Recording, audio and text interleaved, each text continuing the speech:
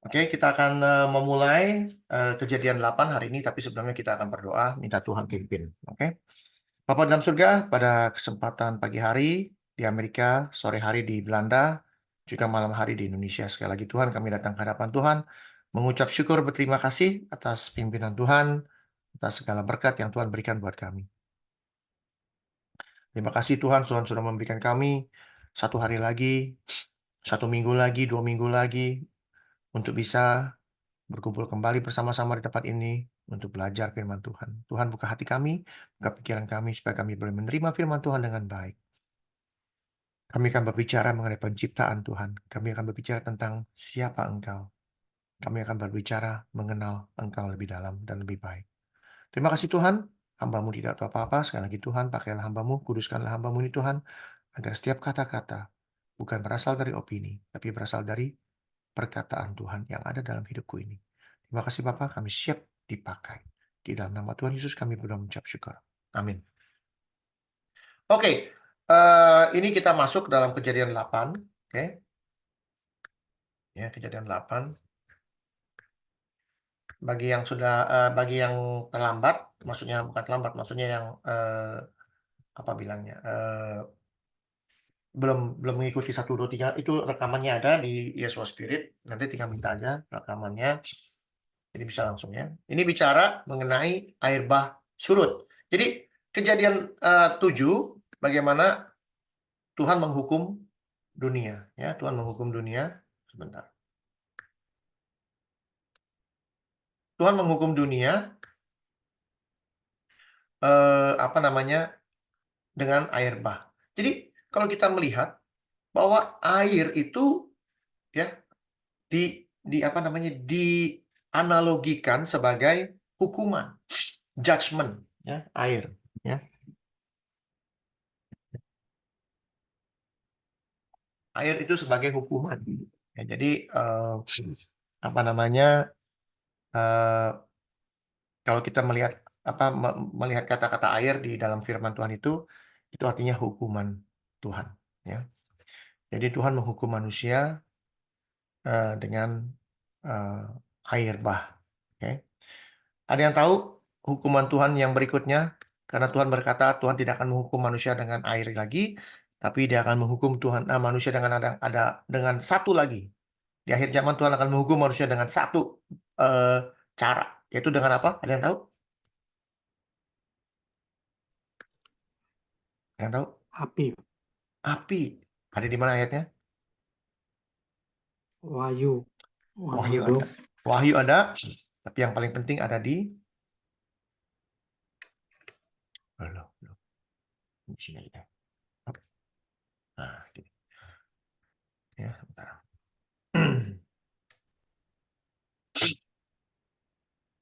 Petrus, catat ya. 2 Petrus 3. Ini judulnya Hari Tuhan. Oke. Oh, disebutkan di sini. Mana itu?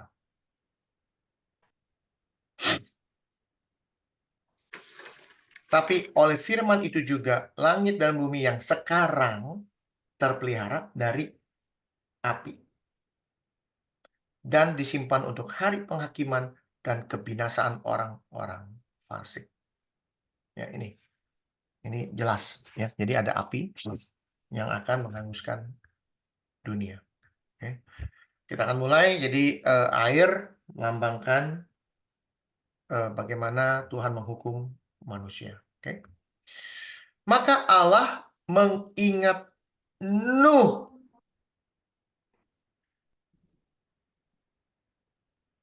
Tuhan tidak mengatakan Allah mengingat Nuh dan keluarganya, anaknya, istrinya, enggak. Tapi Allah mengingat Nuh dan segala binatang liar dan segala ternak yang bersama-sama dengan dia dalam bahtera itu. Dan Allah membuat angin mengembus melalui bumi sehingga air itu turun. Saya udah cek dengan bahasa aslinya, ternyata ini bahasa Indonesia cukup baik ya terjemahannya. Pertanyaannya, kok Tuhan cuma ingat Nuh? Emang di dalam bahtera ada berapa orang? Dalam bahtera Tuhan ada berapa? 8. Hah? 8 orang. 8 orang. Ada 8 orang. Ya, 8 orang. 8 orang siapa aja? Nuh beserta keluarga anak istri. Nuh beserta anak, beserta istri. Jadi Istri. Nuh, istri dan anaknya 3 bersama istri-istrinya, betul? Tapi Betul. kenapa dikatakan Tuhan mengingat Nuh?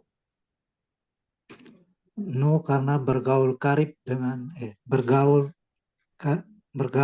alam. Itu Henok. Tapi Nuh itu disebut orang Orang benar. seorang. Hah? Seorang yang benar. Orang benar. Orang benar dan tak bercela. Sebentar, udah direkam belum ini? Oh, sudah ya. Ya. Selamat bergabung Ibu Marta. Ya. Selamat bergabung Ibu Marta. Baru mulai. Orang yang benar tak bercela di antara orang-orang sejamannya. Cuma satu-satunya. Tapi melalui Nuh lah, ya, mereka, istri dan anaknya bisa diselamatkan. Setuju? Setuju. Lalu ada kalimat mengingat. Apa maksudnya mengingat? Apakah berarti kalau Tuhan bisa mengingat, berarti Tuhan bisa lupa dong? Betul nggak? Betul. Apakah Tuhan bisa lupa? Tidak. No. Tidak. Tidak, Pak.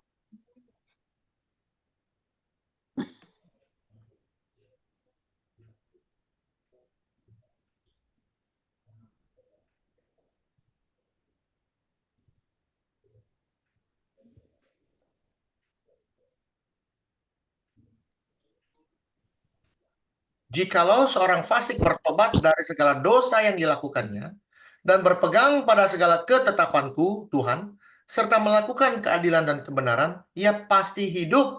Ia tidak akan mati. Artinya orang yang fasik, dia bertobat dari segala dosa yang dilakukannya. Segala durhaka yang dibuatnya. Tidak akan diingat lagi. Terhadap dia, ia akan hidup karena kebenaran yang dilakukannya. Apakah Tuhan akan mengingat? Akan lupa dengan dosanya?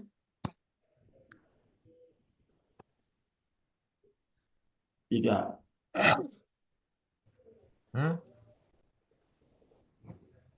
Tidak mengingat-ingat lagi. Artinya Tuhan melupakan semua, betul? Melupakan. Bukan berarti Tuhan bisa lupa, tapi Tuhan melupakan. Melupakan itu bukan berarti dia tukang lupa. Ingat. Bahkan itu orang yang jahat berbalik kepada kebenaran. Tapi kalau orang baik berbalik jadi jahat, apa yang dilupakan? Apa yang diingat sama Tuhan? Jikalau orang benar, dikatakan orang benar berbalik dari kebenarannya dan melakukan kecurangan seperti segala kekejian yang dilakukan oleh orang fasik, apakah ia akan hidup? Apakah ia akan selamat? No. Segala kebenaran yang dilakukannya tidak diingat lagi. Artinya semua yang dia sudah lakukan, membaptis orang, membuat orang bertobat, perbuatan baiknya dia, segala macam lah, macam-macam yang segala kebenaran gitu. Tidak diingat Tuhan. Bayangin. Ia harus mati. Ia harus mati. Ngeri juga ya Pak, kalau kayak begini. Hah? Jadi jangan main-main. Kalau kita sudah tahu kebenaran, jangan main-main. Banyak orang berpikir bahwa, saya sudah benar, saya sudah percaya Yesus, saya pasti selamat. Jadi mau lakukan apa aja bebas. Ini orang-orang kayak gini, ini orang-orang yang pemikiran-pemikiran masih manusia lama.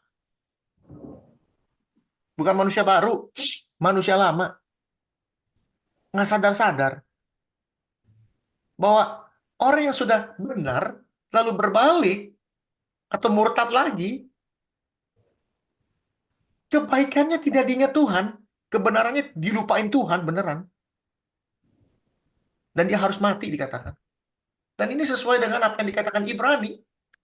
Ya, Ibrani berapa? Yang ingat? Kalau nggak 10:6. Ya, yang 10 dulu.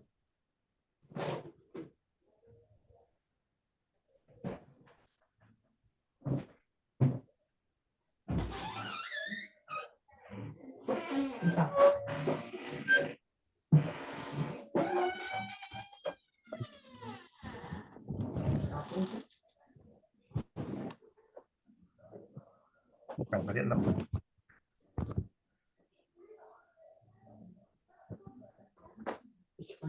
Sebab mereka yang pernah diterangi hatinya, Ngecas kau nggak mau. yang Kenapa pernah gitu? mengecap karunia sorgawi, yang pernah mendapat bagian dalam Roh Kudus, yang mengecap firman yang baik dari Allah, dan karunia-karunia dunia yang akan datang, namun murtad lagi, berbuat jahat, tidak mungkin dibaharui sekali lagi sedemikian, hingga mereka bertobat, sebab mereka menyalibkan lagi anak Allah bagi diri mereka, dan menghinanya di muka umum. Itu lagi Ibrani 3 kali coba ya.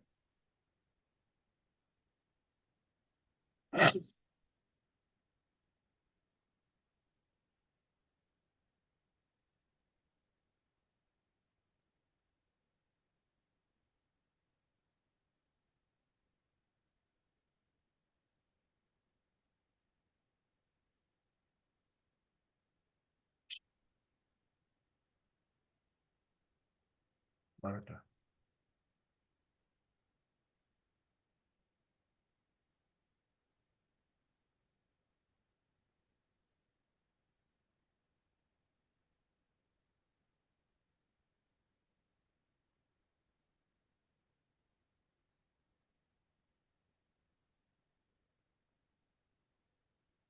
Oke. Ibrani berapa ya?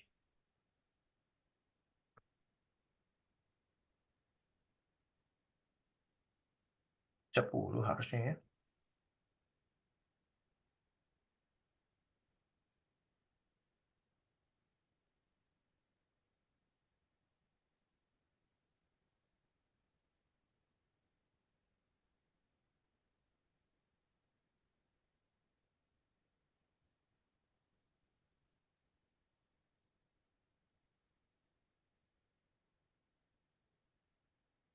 Oh, bukan 10 berarti.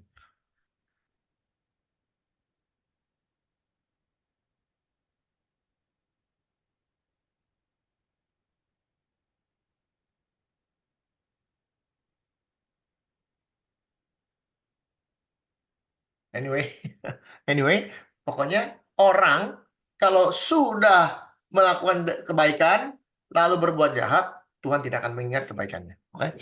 Dan dia harus mati. Itu aja jawabannya. Jadi jangan main-main, oke? Jangan main-main sembarangan. Jadi Tuhan mengingat Nuh. Ini mengingat ini itu sifatnya perjanjian. Perjanjian Tuhan kepada manusia. Pertama kepada siapa? Perjanjian Tuhan kepada manusia.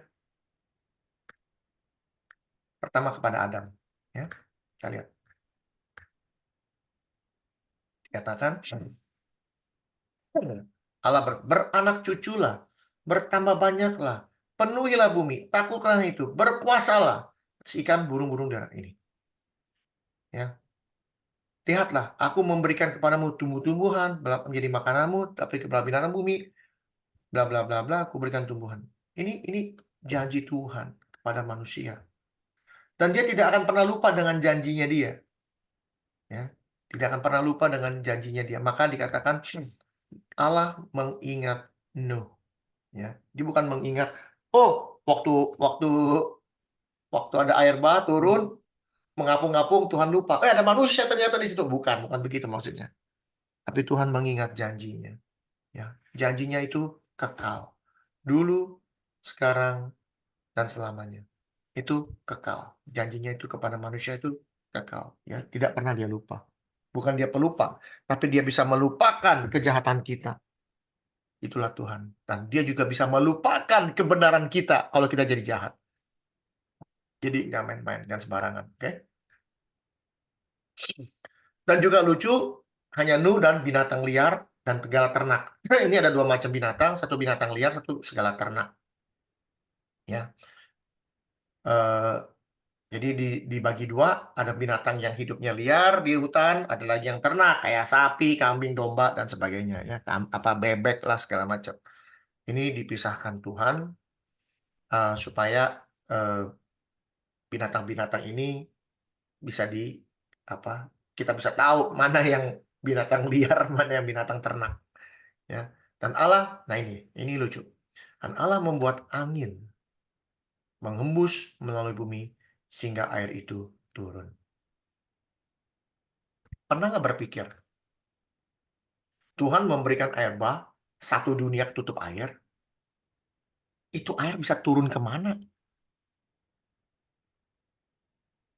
Sedunia ketutup air, itu air kemana? Betul nggak? Pernah nggak kepikir begitu? Kalau kita nih banjir, Jakarta banjir, pernah nggak banjir 3 meter Jakarta? Pernah nggak? Pernah nggak banjir 3 meter di Jakarta? 2 meter. Oh, pernah. 2 meter di Jakarta, Pernah, rumah Pak. tenggelam, rumah. Nah, Pernah. pernah. Pertanyaannya itu bisa turun lagi, kemana airnya? Ke laut. Balik ke laut. Pak. Tapi laut tidak pernah lebih tinggi dari daratan, betul? Betul. Iya, betul. Nah, bagaimana Nggak pernah. caranya? Lalu sekarang air menutupi dunia, menutupi gunung. Itu turun kemana?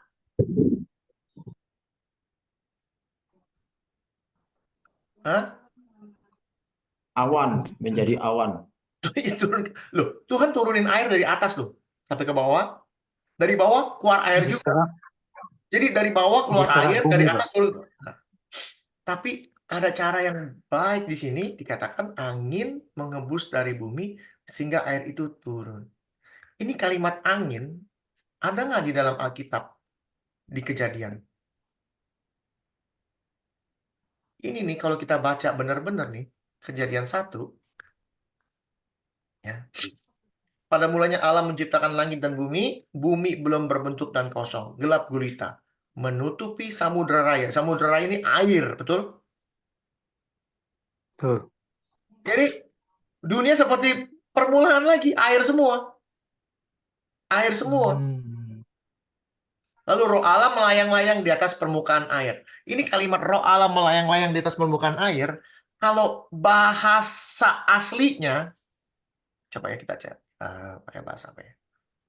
Coba kita cek pakai bahasa Inggris. Inggrisnya yang apa ya?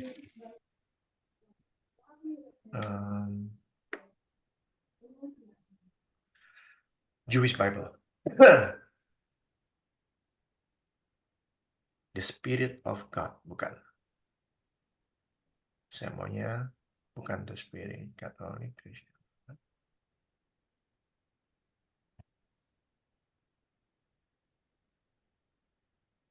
Coba Geneva Bible.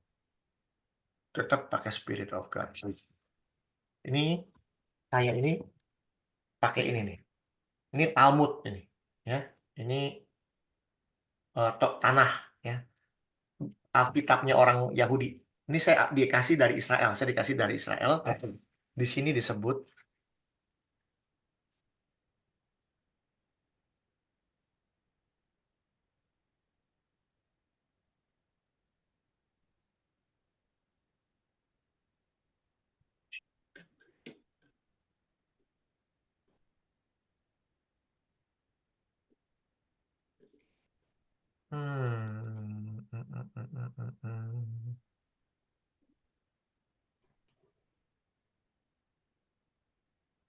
Orthodox Jewish Bible nggak sih?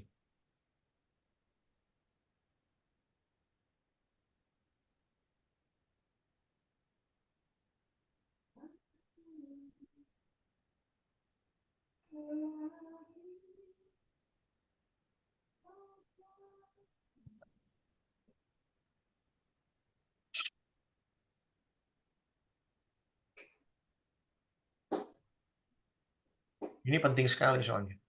Saya harus cari.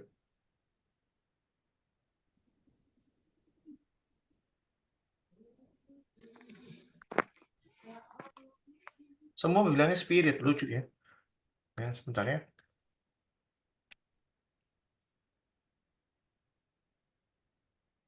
Kita lihat Bereshit.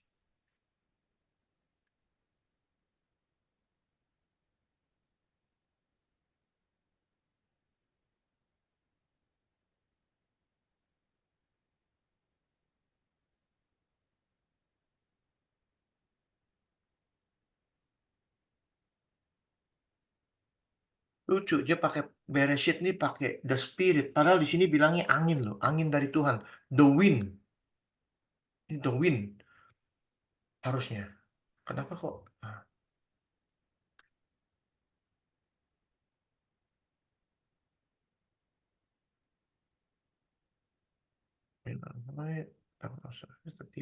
Nah, sih.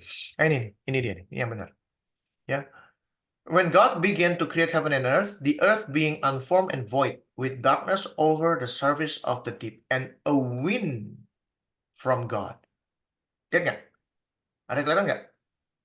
Iya. Ya. A wind from God, sweeping over the water. A wind. Ada angin dari Tuhan. Nih. Jadi kejadian 1 ini, bumi dan ada angin. Jadi Allah itu berjalan, terbang itu ada anginnya. Dan angin inilah yang membuat angin menghembus melalui bumi. Ini persis seperti kejadian 1. Ya, jadi kejadian 1 ini diulang lagi di kejadian 8. Karena apa? Karena buminya berbentuk air. Betul? Berbentuk air. Sehingga air itu turun. Oke. Ditutuplah mata-mata air samudra raya serta tingkap-tingkap di langit. Ditutuplah mata air samudra raya. Artinya apa?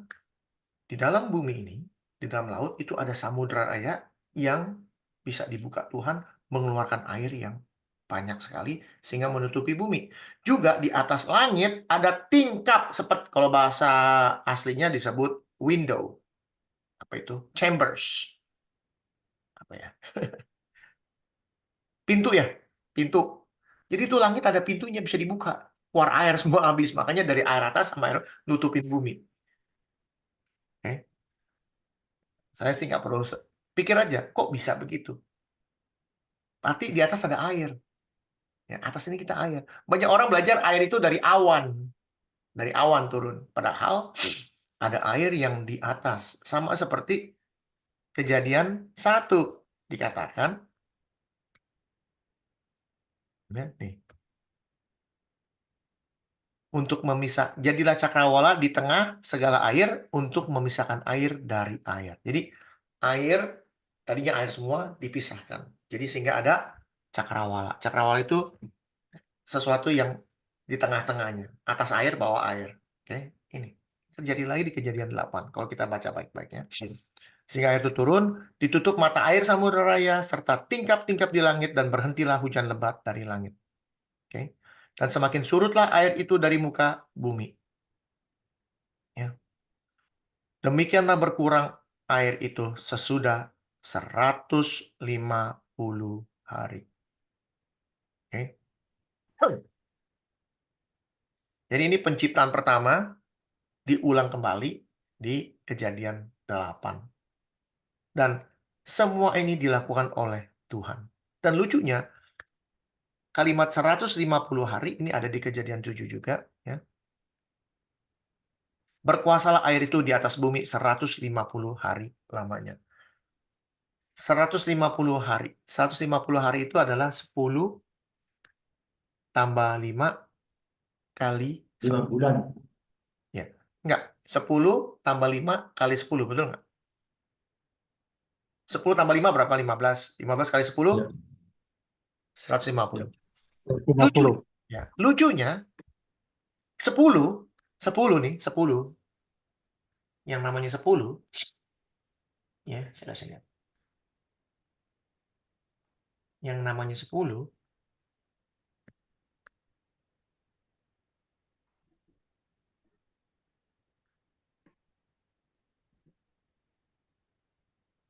Kebaca nggak tulisannya? Baca. 10 nih. Yod. Lihat nggak yod? Kebaca nggak, Bapak Ibu? Yod. Baca. Kita baca. Ya. Lalu 5. He. Atau H. Yod. H. Jadi kalau 10 tambah 5 disebut Yah. Yah. YH. Canggih ya, Tuhan ya. YH, kayak Yahweh, Yah. Yah itu Tuhan sendiri. Jadi Tuhan sendiri yang melakukan ini semua. Ya. 150. 10 itu disebut eh, angka yang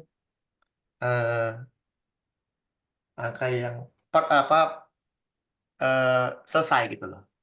Angka yang selesai. Apa bilangnya angka selesai? Sempurna, Pak. Eh, ya, Sempurna. sempurna. Ya. 10 itu angka sempurna, 7 itu angka apa? Komplit. 7 itu komplit. 10 itu sempurna, 7 itu komplit. Jadi di sini ada kata-kata apa kata-kata yang lucu, yang bukan lucu, maksudnya yang canggih, yang antik, yang bisa membawa itu semua kepada kalimat-kalimat Tuhan. Ya. 150 hari. 150 ini artinya Tuhan sendiri yang ada dan Tuhan sendiri yang melakukan itu semua. Oke. Dan bulan ke-7, nah ini kembali lagi bulan ke-7 dikatakan komplit. Ya, komplit atau full. Tuhan menciptakan bumi berapa hari?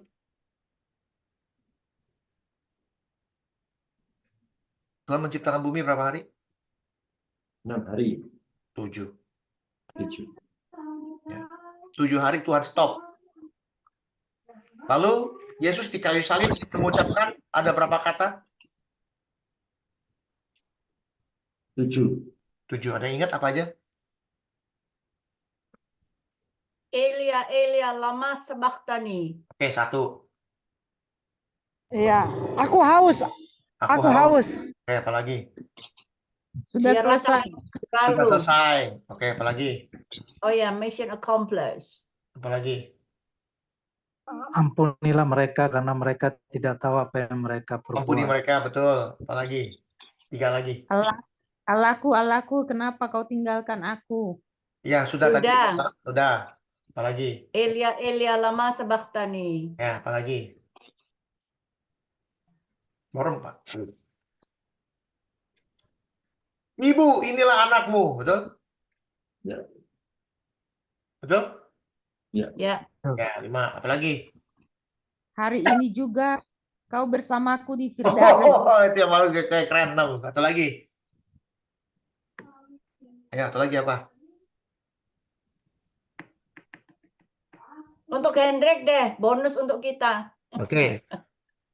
Kepadamulah aku menyerahkan. Oh, Nyawaku. Nyawa. Oke. Jadi 7 perkataan Tuhan komplit selesai. Oke, komplit selesai. Lalu 7 hari Tuhan mengkomplit melakukan perbuatan-perbuatan ajaibnya penciptaan. Lalu apalagi tentang 7? Tentang komplit atau fullness atau selesai. Maaf Pak, hari ke-7 kan sudah tidak bekerja Pak. Siapa bilang? Kita lihat. Nih, tanya. Demikianlah diselesaikan langit dan bumi dan segala isinya. Ketika Allah pada hari ke-7, sekarang kalau bilang pada hari ke-7, itu hari keberapa? Hari ke-7, betul nggak Pak? Ya. Telah menyelesaikan pekerjaan yang dibuatnya itu. Jadi, selesainya hari keberapa? Hari ke-7. Hari ke-7, pertanyaan. Pak Anfal lagi nyuci motor jam 8 pagi hari Minggu. Selesai jam 4 sore. Kerja nggak hari Minggunya? Hari ke-7-nya? masih Pak kerja. Masih kerja. Betul? Nah, Betul. Hah? Masih kerja. Baik. Ya, Pak. Hah? Betul nggak, Pak? Betul. tapi di situ ada kata berhenti. Berhenti artinya apa? Stop. Berhenti. Stop. Dia Iya. stop bekerja, betul? Ya, Berhentilah berhenti. dia pada hari Pada ke-7 hari ke-7. dari segala pekerjaan yang dibuatnya itu. Artinya dia stop bekerja, Pak, katanya. Bukan stop. Berhenti itu maksudnya gini. Dia bikin bumi nih, Pak. Ya, Pak Anfal. Dia bikin bumi, betul? Ya. Dan langit dan bumi. Selesai. Hari ke-7 itu selesai. Jadi pekerjaannya itu selesai hari ke-7, bukan hari ke-6, tapi hari ke-7 selesai. Dia berhenti di situ, stop, selesai. Bukan berarti dia nganggur. Dia masih kerja. Kerjanya ngapain? Lihat nih ya. Bukan dia nganggur loh. Lihat nih ya, saya kasih lihat. Saya bisa buktikan bahwa dia nggak pernah nganggur. Oh, kok.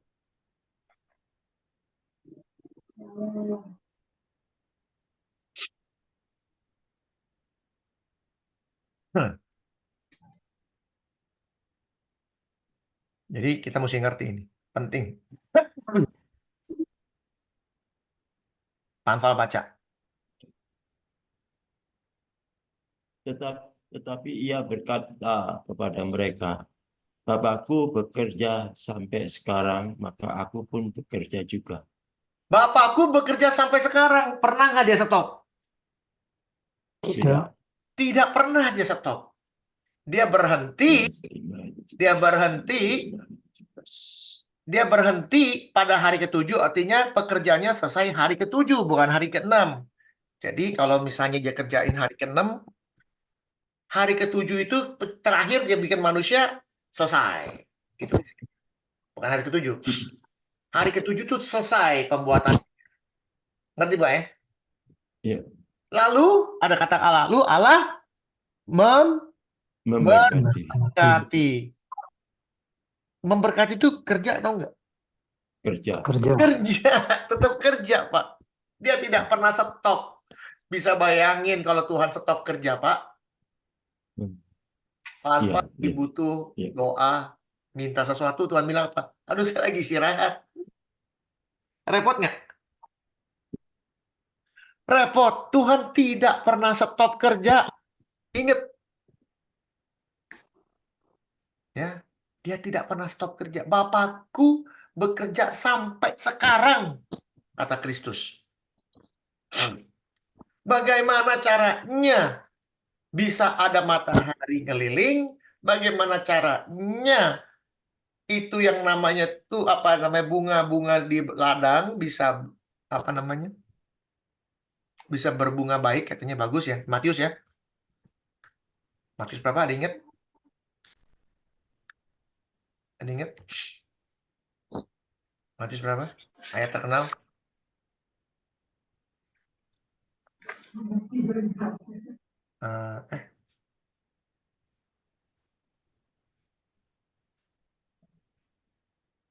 Ayat berapa?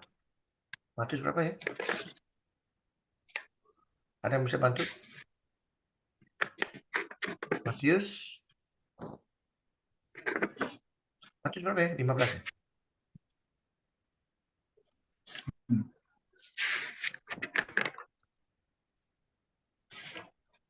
Apa?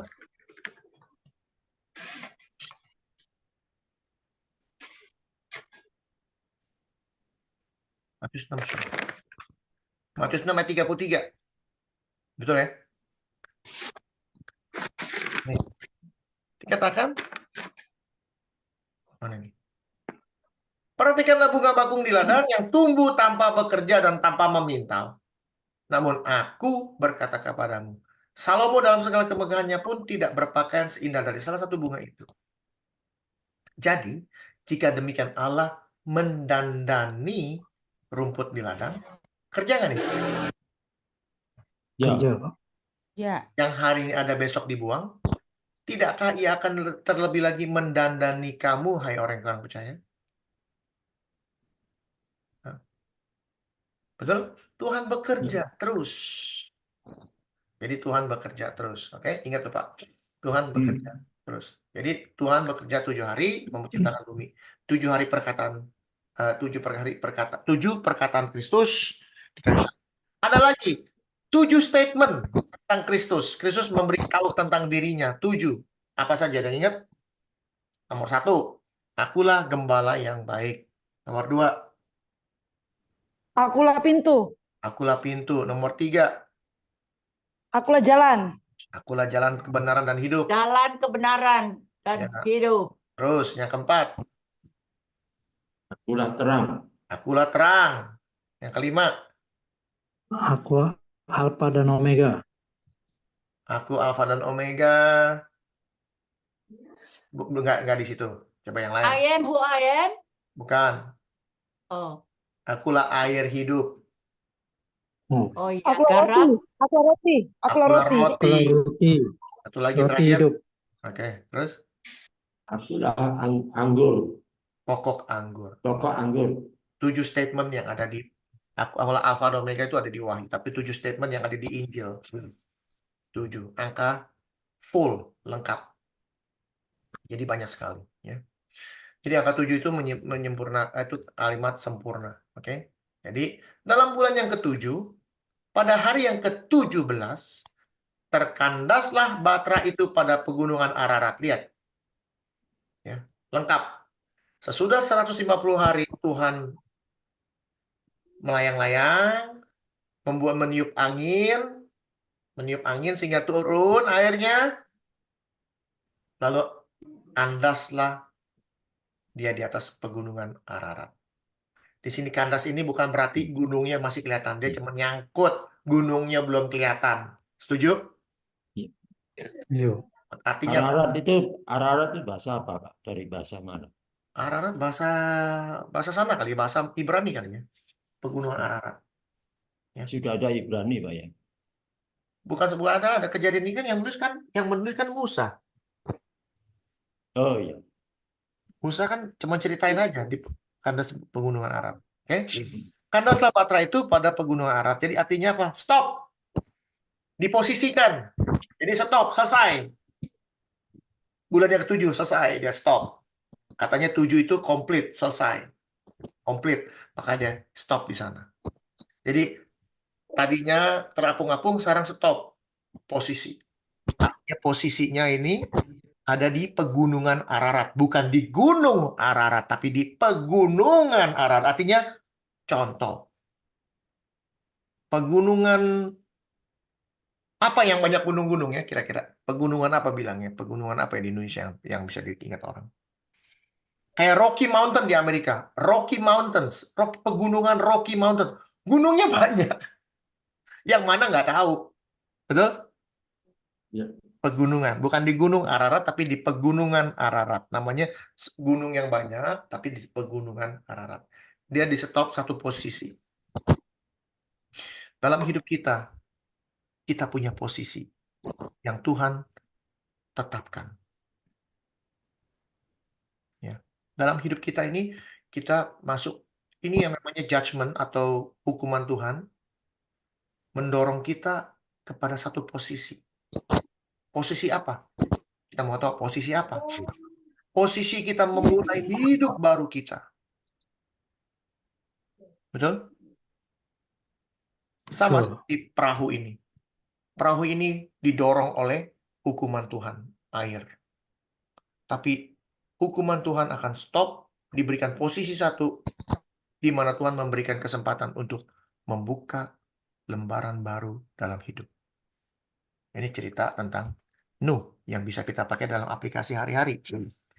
Sampai bulan yang ke-10, 10 angka sempurna, makin berkuranglah air itu. Dia berkurang, dalam bulan yang ke-10, pada tanggal 1 bulan itu, tampaklah puncak-puncak gunung. Jadi, tadi bilang pada bulan yang ke-7, jadi ada 3 bulan, tampaklah puncak gunung. Tadinya nggak tampak, cuma kandas doang. Sekarang airnya sudah turun. Selama 3 bulan dia turun. Ya, 3 bulan dia turun. Kelihatan tuh puncak-puncak gunungnya. Pertanyaannya, kok penulis tahu puncaknya kelihatan?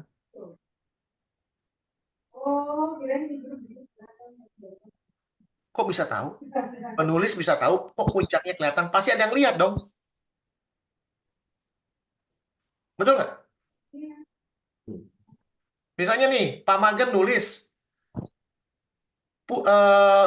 Saya ada di pegunungan, misalnya apa di Indonesia yang terkenal? Saya di Gunung Merapi, saya melihat ada sawah, ada rumah. Berarti Pak Makel lihat kan? Iya. Sekarang dikatakan, maka tampaklah gunung-gunung. Penulis kok tahu ada gunung kelihatan 3 bulan kemudian, puncak gunungnya. Itulah ilham Allah. Ilham Allah. Yang melihat jadi siapa? Allah sendiri. Hah? Allah sendiri. Allah sendiri yang melihat. Allah sendiri yang melihat, dan Allah sendiri yang mengilhamkan Musa untuk menulis itu. Setuju? Setuju. Jelas ya? Jadi jangan kaget. Makanya baca ginian pelan-pelan, kita jadi ngerti. Ya, cerita ini semua tentang Tuhan. Sampai bulan ke-10 bla bla bla. Oke. Sesudah lewat 40 hari. Ini 40 hari setelah gunungnya kelihatan atau sebelum?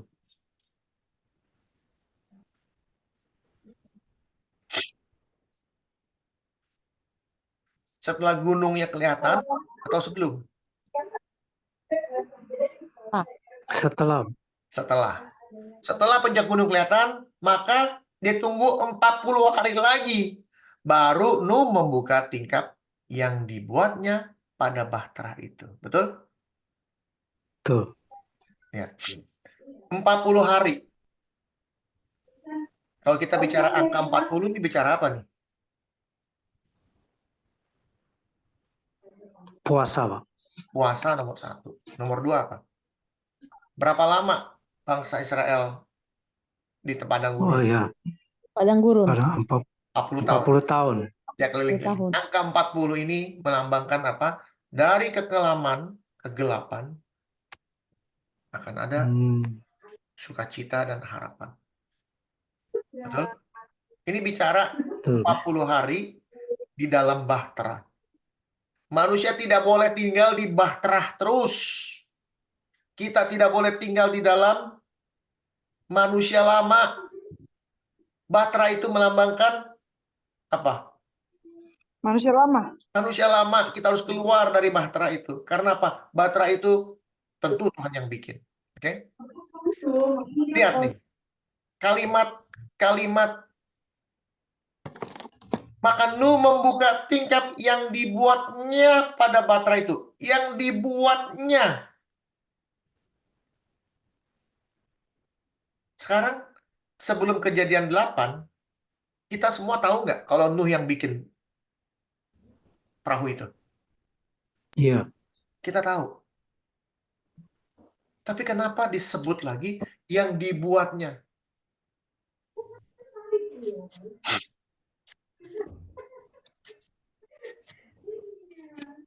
Ini ada 2 perbedaan. Pertama-tama Tuhan menciptakan atau membuat segala sesuatu. Dari kejadian 1 sampai kejadian 7 itu semua punya Tuhan. Tuhan yang menciptakan, Tuhan yang membuat, dan sebagainya. Satu-satunya dikatakan yang dibuat oleh manusia atau Nuh itu bahtera. Betul? Betul, Pak. Maka Nuh membuka tingkap yang dibuatnya pada bahtera itu. Jadi mau menunjukkan bahwa oleh karena satu orang yang benar, sekali lagi kejadian 6 mengatakan Nuh adalah orang yang benar dan tak bercela di hadapan Tuhan. Gara-gara satu orang yang benar. Yang binasa berapa juta, Pak? Waduh, miliar kali, Pak. Apa sudah sampai segitu, Pak ya? Oh, gampang hitungnya. Kita lihat. Umur manusia zaman Nuh berapa? Ya, 800. 900 tahun. 900. 900 tahun ya. Kita hitung yang gampang-gampang aja. Sekarang tahun 2000. Population year 1000. Tahun 1000 populasi manusia Yang mana yang benar nih? Aduh, bingung saya. Nih, world population per year. Ya. Loh. Nah, ini. 275 juta orang, Pak. Oke? Ini tahun 1000 nih, Pak. Ada 275 juta orang tahun 1000. Lalu tahun 2000 jadi 6 miliar. Kelihatan, Pak? Ya. Bayangin, satu manusia bisa hidup 900 tahun. Beranak pinak selama 900 tahun. Berapa banyak manusia yang bisa diciptakan? Ini kita bicara tahun 1000 manusia cuma hidup 100 tahun loh, maksimum. Betul? Betul. Tahun 1000 itu manusia hidup paling 100 paling maksimum atau 200 lah. 200 jarang kali. 150 mungkin. Itu bisa bikin 6 miliar di tahun 2000. Ini manusia tahun dari zaman Adam sampai Nuh itu ratusan tahun. Manusianya banyaknya main-main itu. Banyak. Benar-benar banyak. Ya.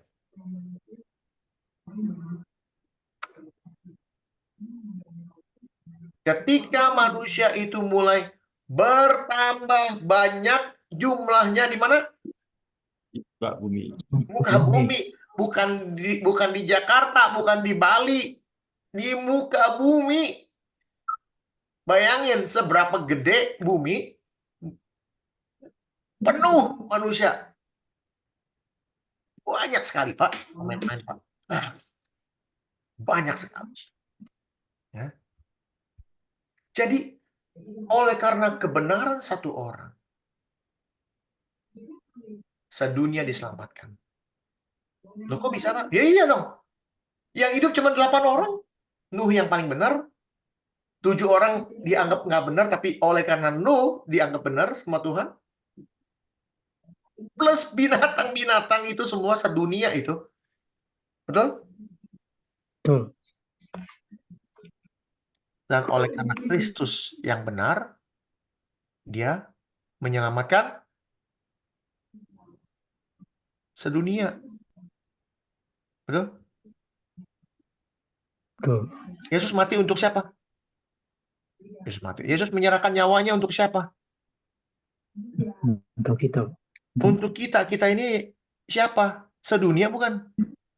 Sedunia, Pak. Dunia. Maka Tuhan mengatakan di dalam Yohanes 3 ayat 16, ayat yang paling terkenal, Karena begitu besar kasih Allah akan akan dunia. dunia. Ya. Supaya apa? Setiap orang yang percaya tidak binasa. Jadi dia menyerahkan nyawanya itu untuk dunia ini. Tinggal dunia mau ambil atau enggak. Betul? Iya. Sama seperti Nuh. Nuh istri, anak-anaknya semua. Nuh yang benar nih hidupnya. Anak-anaknya belum tentu. Dia satu-satunya yang benar cuma Nuh loh. Berarti istri dan anak-anaknya pun nggak benar itu istilahnya. Tapi ada undangan. Nuh ngasih tahu, you mau masuk nggak Batra? Undangan loh ini. Dari seluruh dunia yang cuma masuk undangan keluarganya dia, betul? Betul. Iya. Selamat nggak? Selamat. Jadi orang yang mau terima, dia selamat. Itu mertua anak cucu nggak masuk, Pak ya? Mertua siapa? Mertuanya sih nggak masuk. Tapi anaknya si Nuh masuk semua. Iya. Kok justru mantunya masuk ya? Nah iya, mantunya masuk gitu loh. Hmm. Tapi yang kan undangan. Kalau mantu masuk kan mantu bisa bawa ibunya, bapaknya. Mungkin dibawa, mungkin sekarang gini Pak Anfal. Pak Anfal ada tahu nih misalnya nih Bali, maaf nih ya Bali misalnya udah mau pecah. Lalu ada pesawat yang mau terbang. Pesawatnya kosong. Dibuka sama orang. Ayo, ini Bali udah mau pecah. Yang mau ikut saya selamat.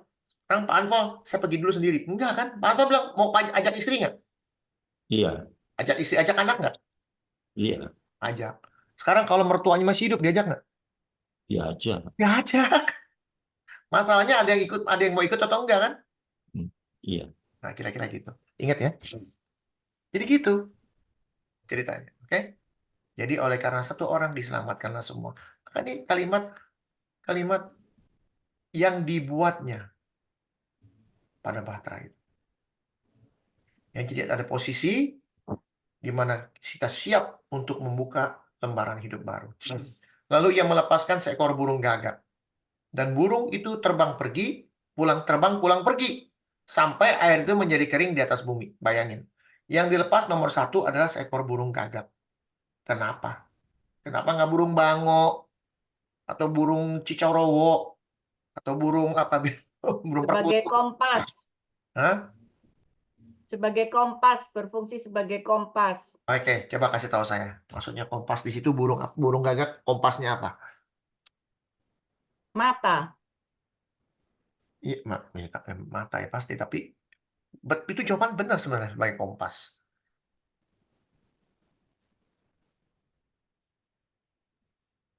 Gitu loh. Kenapa?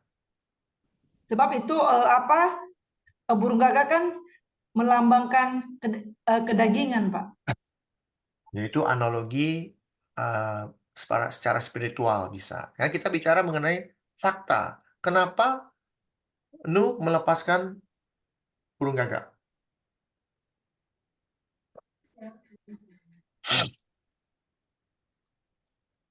Dan dikatakan di sini burung gagaknya pulang pergi. Entar pulang, entar pergi. Sampai air itu menjadi kering.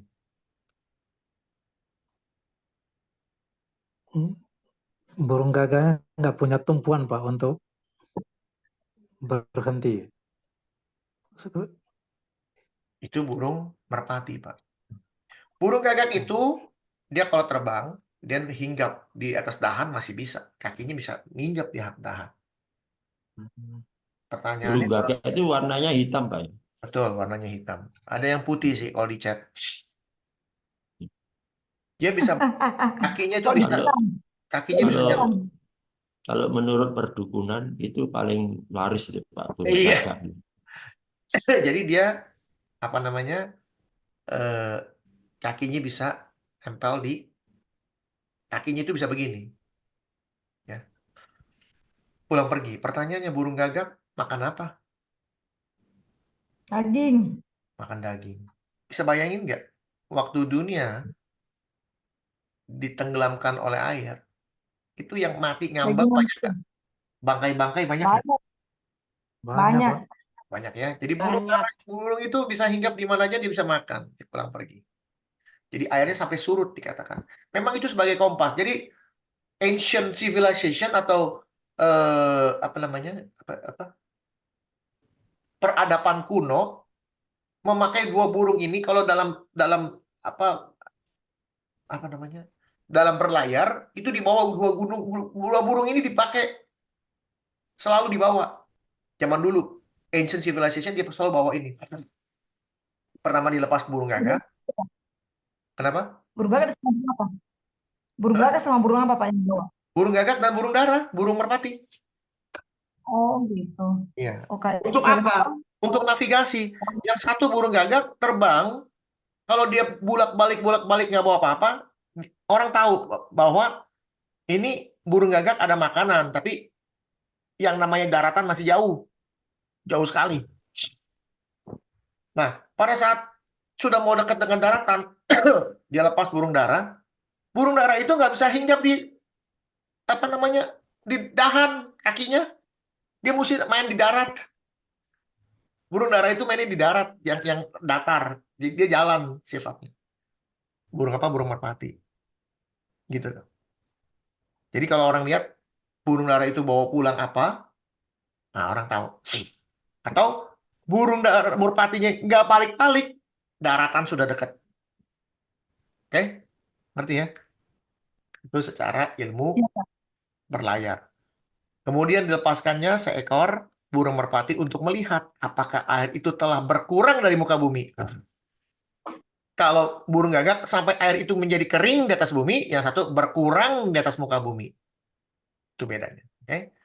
Tetapi burung merpati itu tidak mendapat tempat tumpuan kakinya. Tuh. Dia nggak bisa. Dia bisa meleset di pohon. Dan pulanglah ia kembali mendapatkan Nu dalam bahtera itu. Dan dalam dunia analogi atau dunia spiritual, memang burung gagak dilambangkan sebagai kehidupan yang tidak baik, gitu loh. Ya. Tapi itu tinggal terserah mau mana bebas. Tapi saya nggak ke sana hari ini. Oke? Dan pulanglah ia kembali mendapatkan Nu ke dalam bahtera itu, karena di seluruh bumi masih ada air. Artinya airnya belum sesurut yang seharusnya.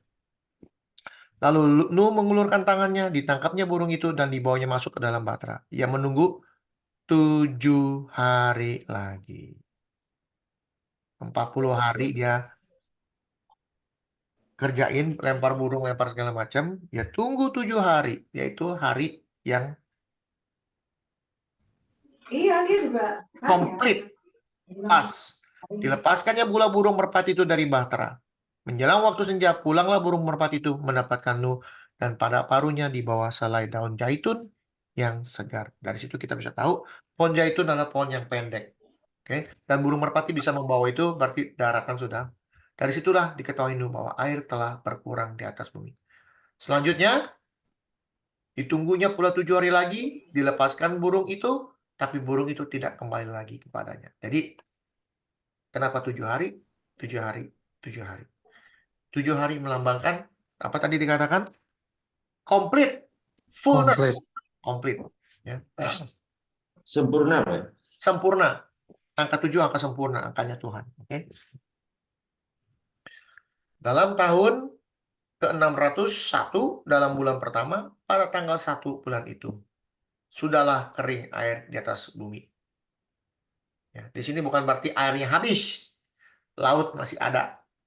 Kembali menjadi normal kembali. Bumi kembali menjadi normal. Kalau kita melihat, ya, jajarannya misalnya seperti ini. Kalau mau lihat, ya.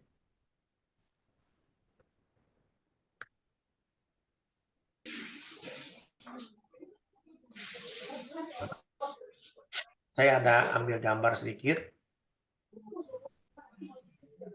yang sangat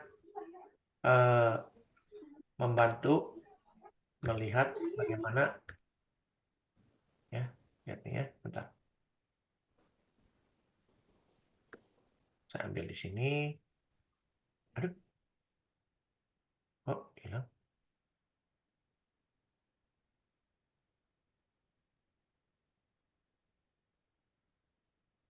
Bentar ya.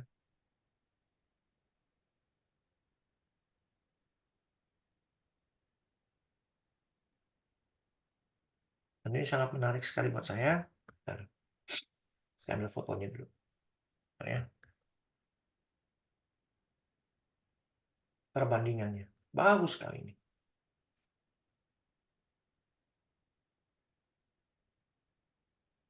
Nih. Genesis 1 atau Kejadian 1 dan Kejadian 8. Pertama, watery chaos. Semuanya air, betul? Ya. Dan kedua, di Genesis 8, air. Kan dimulai dari air semua. Samudra Raya. Lalu ada wind. Jadi yang saya sudah tunjukkan, ada angin dari Tuhan. Lalu Tuhan memakai angin juga di Kejadian 8. Lalu sekarang kita bicara ada air yang kering. Ya, ini 8 kejadian berapa? Kejadian 8-nya. Oh, kok. Ini ayat 5, air sudah mulai mengering. Terlihat gunung-gunung, puncak gunung. Lalu ada burung. Ini penciptaan loh. Hari pertama, hari kedua berapa nih? Ada burung, birds appear. Lalu ada lagi burung. Ya. Lalu kalau kita masuk ke dalam ini, lalu berfirman apa? Kemudian Nuh membuka tutup bahtera itu dan melihat ternyata muka bumi sudah mulai kering. Dalam bulan kedua, pada hari yang ke-27 bulan itu, bumi telah kering. Lalu berfirmanlah Allah kepada Nuh, keluarlah dari bahtera itu, kau bersama-sama dengan istrimu dan serta anak-anakmu dan istri anakmu. Segala binatang yang bersama-sama dengan engkau, segala yang hidup, burung-burung, hewan, dan segala binatang melata di rayap bumi, suruhlah keluar bersama-sama dengan engkau, supaya semuanya itu berkeriapan di bumi, serta berkembang biak dan bertambah banyak di bumi. Sama nggak kalimatnya? Berkembang biak dan bertambah banyaklah di bumi. Dengan Kejadian 1, Sama. sama ya. Mana tuh? Kok hilang?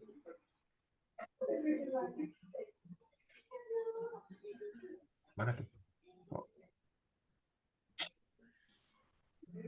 Tadi mana?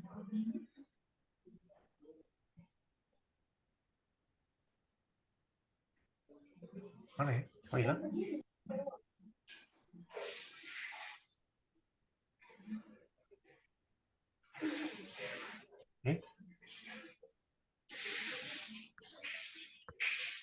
Aneh.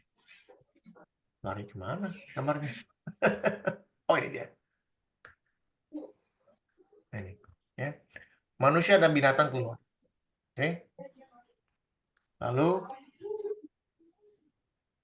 keluarlah Nuh bersama dengan anak-anaknya dan istrinya dan istri anak-anaknya. Segala binatang liar, segala binatang melata, segala burung, ini semua perbandingannya, jenis-jenisnya. Sorted by kind. Ya. Apa namanya? Berdasarkan jenis masing-masing. Sorted by family. 19 ya. Semuanya bergerak masing-masing menurut jenisnya, keluarlah. Ada nggak kalimat masing-masing menurut jenisnya? Kita lihat Kejadian 1.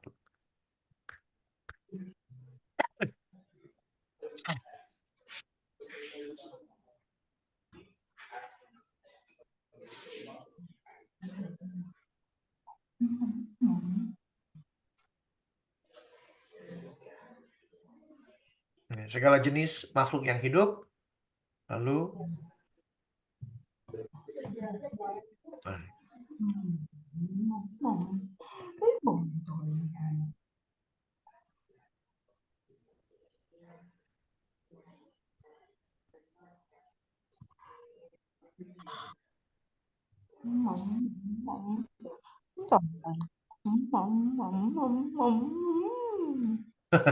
siapa itu?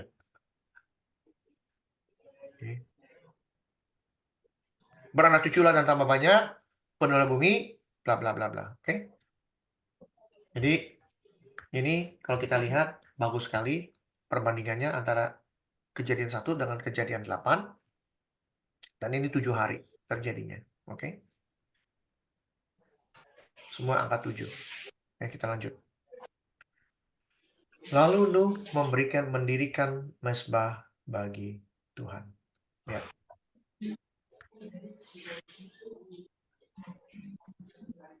Pada saat manusia keluar dari bahtera, apa yang dilakukan?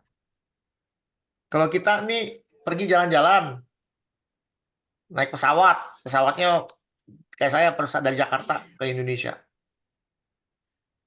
Keluar dari pesawat ngapain? Atau kita bisa jalan-jalan naik bus gitu ya, ke satu daerah misalnya tempat pegunungan yang indah. Datang-datang ngapain? Langsung lari, betul nggak? Lari sono, wah pemandangan indah begini begono, lihat-lihat, betul nggak? Foto-foto, selfie, betul nggak gitu? Kira-kira. Betul.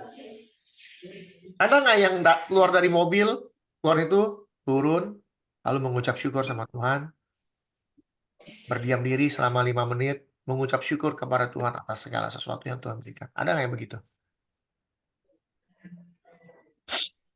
Tapi kita lihat bagaimana Nuh pada saat dia keluar, dia mendirikan mezbah bagi Tuhan. Ya, dia mendirikan mezbah bagi Tuhan. Dari segala binatang yang tidak haram dan dari segala burung yang tidak haram, diambilnya beberapa ekor, lalu ia mempersembahkan korban bakaran di atas mezbah itu. Korban bakaran di atas mezbah itu. Jadi Nuh mempersembahkan korban bakaran kepada Tuhan. Ya. Itu inisiatif sendiri, Pak ya.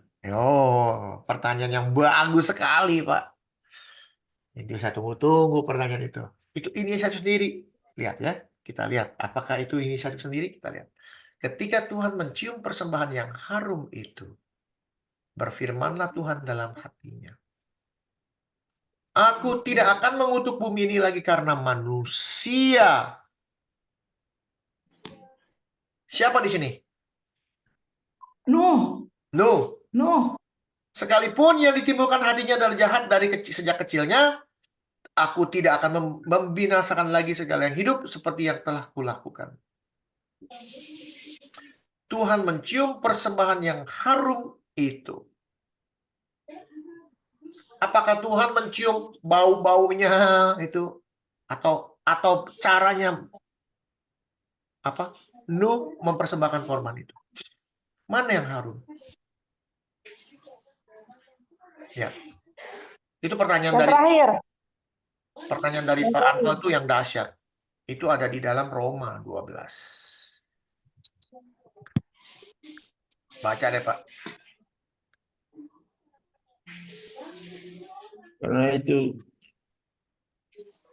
Karena itu, saudara-saudara, demi kemurahan Allah, aku menasihatkan kamu supaya kamu persembahkan tubuhmu sebagai persembahan yang hidup, yang kudus, yang berkenan kepada Allah. Itu adalah ibadahmu yang sejati. Apakah Tuhan Allah berkenan dengan persembahan yang bersifat binatang atau persembahan tubuh? Tubuh. Artinya, pada saat manusia baru keluar, ini manusia baru nih, dari Bahtera ini manusia baru, dengan dunia yang baru. Pertama yang dia lakukan adalah mempersembahkan tubuhnya. Yaitu dengan emang mendirikan mesbah cuma ngomong, jadi mesbah enggak. Dia mesti ambil batu, satu-satu. Karena pikiran dia mau menyembah Tuhan. Ada yang dia lakukan. Betul? Betul. Ada yang dia lakukan. Diambil batu, dicari batu. Wujud mesbah itu yang bagaimana, Pak? Kira-kira mungkin sedikit punya Mesbah itu terbuat. ada bayangan. Kenapa? Supaya ada bayangan yang dimaksud Ya, mesbah kita itu. nggak pernah tahu bentuknya seperti apa. Tapi kalau biasanya dia berupa tugu batu ya. Tugu batu itu kita nggak pernah tahu seberapa besar dan seberapa tinggi tugu batu itu. Kita nggak pernah tahu loh, Pak. Jadi bukan bangunan, Pak ya. Mesbah ada hubungannya dengan bangunan gitu. Bisa juga bangunan loh, Pak. Bisa juga bangunan Bangunan. tinggi. Dia bawa tinggi gitu ya, bikin batu tinggi. Lalu di atasnya dibikin altar. Ini bukan kerjaan hari ini bikin mesbah besok jadi. Enggak. Kerjaan yang sulit. Kedua, bikin mesbah itu kan cari batunya mesti benar, udah gitu dia mesti pahat, Pak. Supaya bagus gitu lihatnya. Betul? Iya. Gitu loh. Jadi mesbah-mesbah persembahan yang kita lihat, contohnya misalnya nih. Yang gampang-gampang aja deh ya. Misalnya apa ya? Aduh. Nah ini, contohnya ini. Misalnya, kayak begini. Ini kalau bukan tempat penyembahan atau buat mempersembahkan sesuatu apa? Disebut tugu kan? Ya kan? Iya. Tapi sebenarnya ini bukan, ini adanya di Meksiko, tapi bentuknya mirip-mirip semua. Betul? Dan semua di dunia ini yang model begini banyak, Pak. Betul nggak? Di Indonesia juga ada kan bentuknya begini. Ini tempat penyembahan kepada Tuhan, gitu loh. Iya. Betul nggak? Bikin Betul. Borobudur gitu, Pak ya. ya kayak Borobudur atau ya piramid segala macam. Ini penyembahan kepada Tuhan. Pertanyaannya, bikin kayak begini hari ini bikin besok jadi. Nggak bisa. Ada keinginan ingin menyembah Tuhan. Ada keinginan, itu yang penting. Jadi dia bersusah-susah mengikuti jalan Tuhan, mau ngambil ini, ambil ini, bikin apa ya. Itu kerjaan. Itu tantangan. Dalam mengikuti Tuhan tuh seperti tantangan membuat mesbah. Ngerti ya? Jadi jangan pernah berpikir ambil mesbah itu cuman ambil batu-batu Korah, batu apa tinggi tinggi segini bisa jadi enggak. Pak, lihat nih. Kita baca baik-baik. Nuh mendirikan mesbah bagi Tuhan dari segala binatang yang tidak haram. Segala binatang yang tidak haram berapa banyak? Banyak. Banyak. Segala burung yang tidak haram. Diambil berapa ekor? Berapa banyak kita nggak tahu. Banyak PR-nya ya Pak ya. Iya, ini mempersembahkan korban bakaran di atas mesbah itu. Ngerti ya? Iya. Jadi hal utama yang ada di dalam hidupnya manusia baru itu, seperti Nuh manusia baru, dia selalu mau mengucap syukur kepada Tuhan. Dia bergumul dengan pekerjaan-pekerjaan hari-hariannya itu apa? Dia ingin bergumul, dia ingin bertemu Tuhan. Dia ingin membangun sebuah mesbah. Mesbah kehidupan dia. Ya. Ngumpulin binatang. Emang binatang segini kecoa? Bukan gede-gede. Nggak mungkin cuma batu Iya, kecil. banyak betul, Pak. Banyak sekali. Jadi jangan pernah berpikir, oh cuma segini nih mesbahnya. Enggak, itu binatang gede-gede. Betul? Dan bukan satu. Nah, berarti itu kalau Jadi dalam hal ini kita Dan- berpikir, Ya. Dan hukum Taurat kan belum ada, itu kan Pak ya, hukum Taurat bukan nggak ada, belum diturunin. belum diturunkan. Ya. Ya. Hukum Taurat Tapi sudah ada. seakan-akan sudah ada gitu. Jadi Iya, hukum Taurat itu sudah ada dari mula-mula. Kan dikatakan Tuhan memberi perintah ini. Ya kan? Kejadian 2. Ini hukum Taurat ini, zaman mana ini? Allah berfirman kepada mereka, beranak cuculah dan bertambah banyaklah. Ini hukum Tuhan. Supaya apa? Supaya manusia beranak cucu, bertambah banyak, penuhi bumi. Supaya manusia Amin. ikan, atas burung di udara, atau segala binatang di laut. Ini perintah. Pak, mau tanya Pak. Ya. Kita misalnya bikin persekutuan gitu Pak. Apakah itu juga kita membangun mesbah juga Pak? Betul, Artinya Pak. betul. Segala sesuatu yang sifatnya untuk memuliakan Tuhan, mencari Tuhan, itu namanya mesbah. Kita membuat mesbah apa? Doa, Keluarga. mesbah doa. keluarga, kumpulin keluarga. Mari kita. Tujuannya apa? Mengingat Tuhan, betul? Betul. Itu. Dan itu yang disebut harum. Ya, persembahan yang harum. Bukan karena asapnya, Tuhan nggak cium-ciumin asap, enggak. Orang pasti pikir dari dulu, wah persembahannya asapnya Tuhan cium, bau-baunya begitu enak, kayak makan babi bakar, daging bakar, steak, wangi nih. Kalau kita pergi ke steakhouse, widih, udah kecium baunya dari jauh. Kan kira-kira gitu, sate ayam, wih bau sate ayam. Bukan itu. Tuhan tidak berkenan dengan gitu-gituan. Yang Tuhan berkenan adalah persembahan tubuh sebagai persembahan yang hidup, yang kudus, yang berkenan kepada Allah. Ini yang benar. Jelas ya? Jelas. Oleh karena kita mempersembahkan tubuh itu, maka Tuhan tidak akan memberikan kutukan. Aku tak akan mengutuk. Kutuk nih kalau bahasa aslinya tidak diberkati. Lawan dari berkat, betul? Betul. Kutuk itu lawan dari berkat. Kalau kita mempersembahkan tubuh kita sebagai persembahan yang hidup, yang berkenan kepada Allah, maka berkatlah yang ada dalam hidup kita. Amin. Ya. Gitu. Jadi kalau bilang mesbah itu, itulah mesbah hidup kita. Kita membangun mesbah sampai mati. Membangun mesbah hidup, namanya mesbah hidup. Kenapa? Karena persembahannya kita sendiri. Haleluya. Persembahan tuh bukan duit, kasih, enggak, bukan. Kita sendiri persembahannya. Korbannya kita sendiri. Itulah yang harum di mata Tuhan. jadi pertemuan kita malam hari ini pun suatu mesbah Pak ya. Mesbah. Mesbah Amin. pertemuan namanya. Walaupun di Kenapa? Zoom, Pak ya. Ya, supaya kita ini terus terkoneksi dengan Tuhan.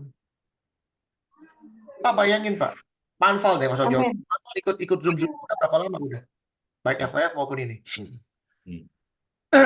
Ada nggak perubahan hidup kita? Ada nggak kita memikirkan Tuhan? Ada, Pak. Banyak ya. Banyak. Kita semakin dekat sama Tuhan. Kita semakin rindu untuk mendengar firman Tuhan.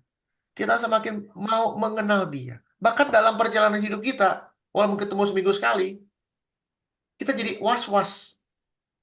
Aduh, takut salah. Aduh, takut berbuat dosa. Betul? Betul, Pak.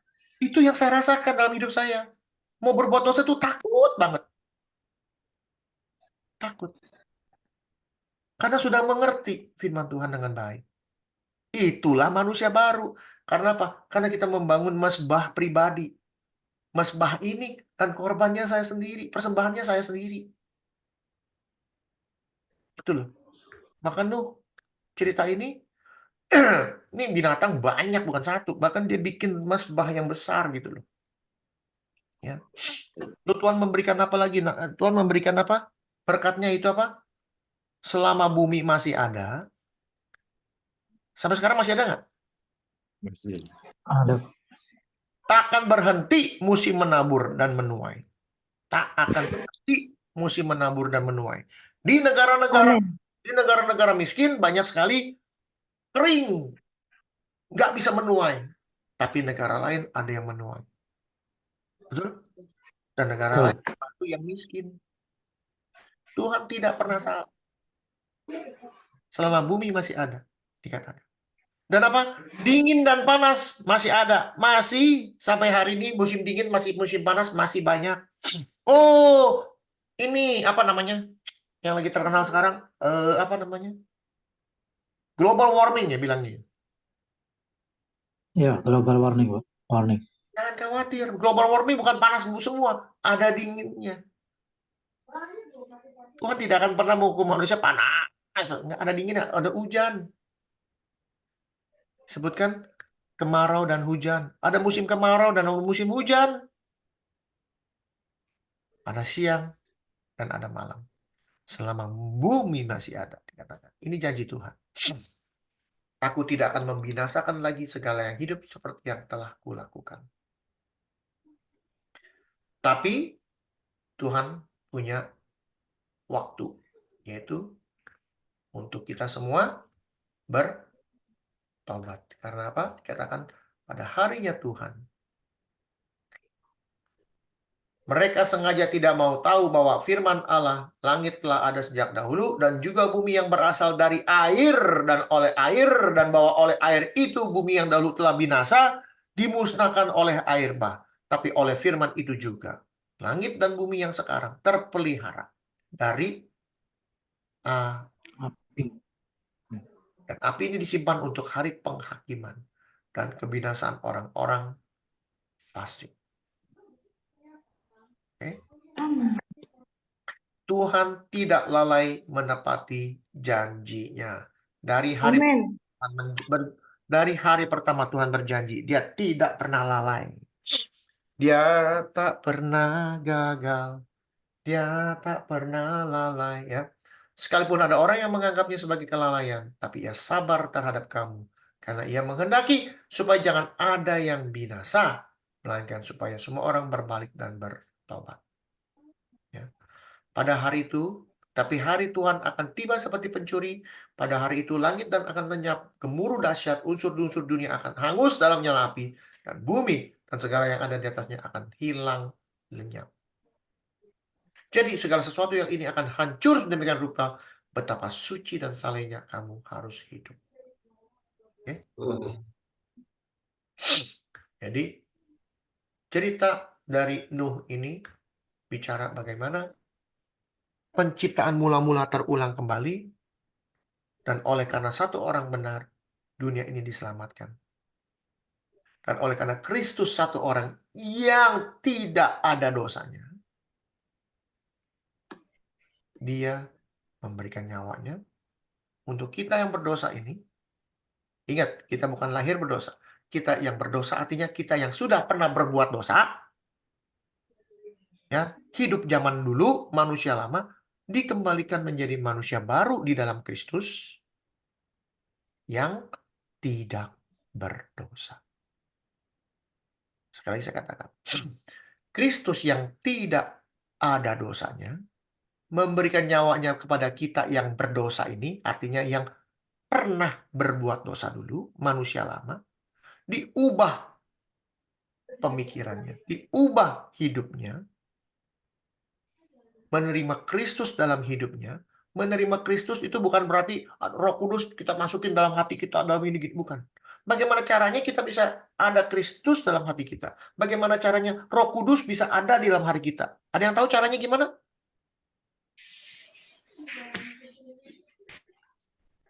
Melakukan perintahnya. Mengundang Roh Kudus. Caranya gimana mengundang Roh Kudus? Taat akan perintahnya. Oke, taat sama perintahnya betul. Tapi tahu dari mana kita bisa tahu taat sama perintahnya? Perintah yang mana kan kira-kira gitu kan? Yang dua itu. Hah? Melakukan firman Tuhan. Melakukan firman Tuhan. Melakukan firman Firman Tuhan. Tuhan. Kenapa dikatakan firman Tuhan? Melakukan firman, kenapa? Ini yang karena pada mulanya adalah Firman. pada mulanya adalah firman. Firman itu siapa? Yesus. Yesus. Oleh karena firman itu Yesus dikatakan bagaimana kita ada di dalam Kristus. Apabila kita di dalam Dia, artinya ada di dalam firman. Firman itu ada di dalam kita. Kalau kita nggak pernah baca firman-Nya, apakah bilang Yesus ada dalam hidup kita? Tidak. Tidak ada. Apakah kalau kita tidak pernah membaca firman-Nya atau hidup sesuai dengan firman-Nya, apakah kita bisa disebut kita punya Roh Kudus? Tidak. Mana tuh? Nih, baca yang kencang.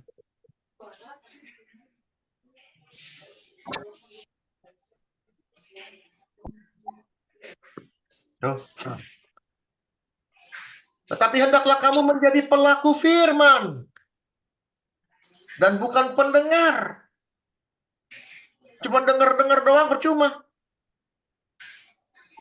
Banyak manusia jadi pendengar doang? Banyak. Sebab jika tidak demikian kamu menipu diri Sendiri. Tetapi barang siapa meneliti hukum yang sempurna, yaitu hukum yang memerdekakan orang, dan ia bertekun di dalamnya. Jadi bukan hanya mendengar untuk melupakan, tapi sungguh-sungguh melakukannya. Ia akan berbahagia oleh perbuatannya. Bagaimana mungkin kita bisa mengatakan ada Roh Kudus dalam hidup kita yang diberikan kepada Kristus dari Kristus? Kristus bilang, aku akan memberi kamu seorang penolong. Tapi syaratnya satu, harus ada aku di dalam kamu. Kalau nggak ada aku di dalam kamu, bagaimana aku bisa memberi Roh Kudus? Caranya gimana supaya ada Kristus dalam hidup kita? Yang Kristus adalah firman, harus ada di dalam hidup kita. Kalau firman itu ada di hidup kita, Dia akan memberikan Roh Kudus dalam hidup kita. Untuk apa? Jadi penolong kita dalam segala hal. Tapi kalau kita nggak pernah punya firman dalam hidup kita, nggak heran. Banyak alasan. Nggak apa-apa, dosanya kecil. Nggak apa-apa, begini mah Tuhan amat. Nggak ada alasan. Firman nggak pernah dibaca dan tidak pernah dilakukan. Itu masalah. Maka dikatakan jadikanlah dirimu persembahan yang kudus. Amin. Kalau nggak mau hidup kudus, bagaimana caranya? Iya betul sih. Kalau kita Banyak nggak yang ini. membaca firman, gimana kita bisa menguduskan diri kita? Dengan membaca firman itu dan melakukannya, kita sedang menguduskan diri. Karena apa? Karena kita sudah sesuai dengan Efesus 1 ayat 4.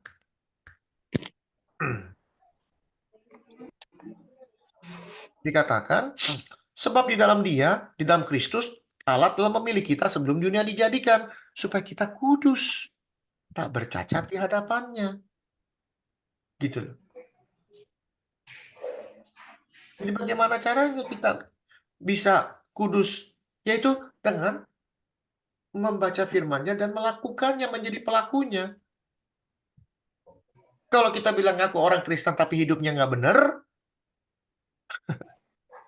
lalu kita bilang kita ada Roh Kudus, bahkan bisa berbahasa roh. Tambah bingung saya. Dia bisa berbahasa roh, malamnya ampuni saya, dosa saya bilangnya. Ada yang begitu? Ya itu banyak Pak. Banyak. Jadi bingung saya. Barusan kamu berbahasa roh, tapi berdoa Tuhan ampunilah dosa kami. Lalu bla bla bla bla bla bla. Lalu gimana? 1 Yohanes jelas mengatakan, ini saya ulang ratusan kali nggak apa-apa biar ingat. 1 Yohanes mengatakan, setiap orang yang tetap ada di dalam Kristus, tetap berada di dalam firman-Nya, tetap melakukan semua firman-Nya, ada Roh Kudus di dalam dia, tidak berbuat dosa lagi. Kenapa? Sebab setiap orang yang lahir dari Allah, artinya dia hidup oleh roh, tidak berbuat dosa lagi. Kenapa? Karena benih di dalam dia, benih Allah itu apa? Yaitu firman. Karena firman itu tetap ada di dalam dia, dan dia tidak dapat berbuat dosa. Karena ia lahir dari roh.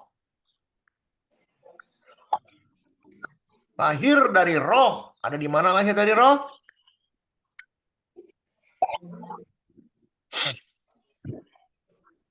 Aku berkata kepadamu, sesungguhnya jika seseorang tidak dilahirkan dari air dan roh, tidak dapat masuk dalam kerajaan Allah.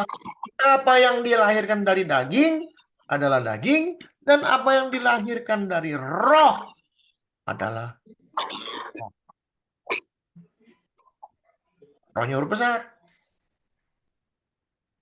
Artinya apa? Apa yang dilahirkan dari roh adalah roh, yaitu perbuatan-perbuatan roh.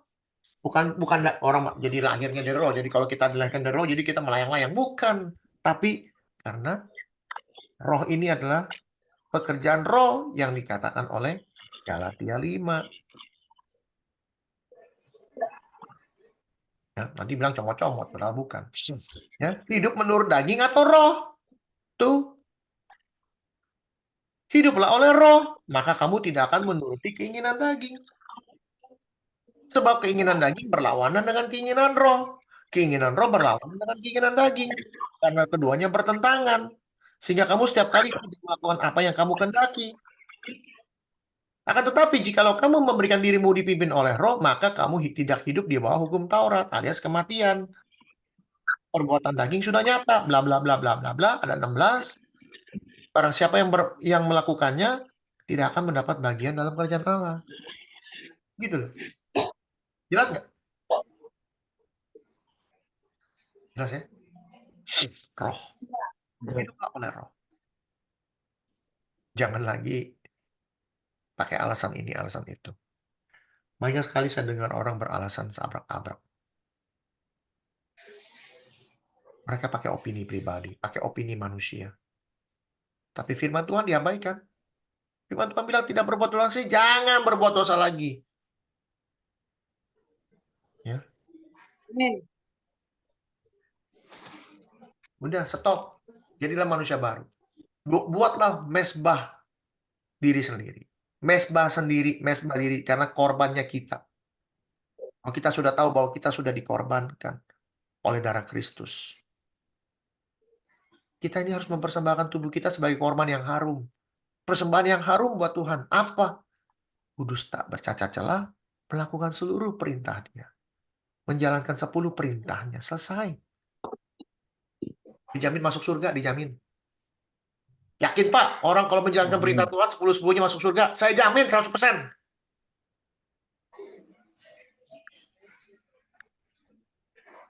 Orang percaya Yesus tidak melakukan perintah Tuhan masuk surga atau enggak? orang percaya Yesus, tapi tidak pernah melakukan perintah Tuhan. Atau, ya pokoknya perintah Tuhan dia langgar semua sama dia. Tapi dia percaya Yesus, masuk surga atau enggak? Tidak. Ya enggak lah. Pertanyaannya, kok bisa percaya Yesus, tapi melanggar perintahnya? Kan lucu. Sedangkan firman Tuhan mengatakan, Bebal. bukan bebal. Artinya dia tidak mengenal. Dikatakan,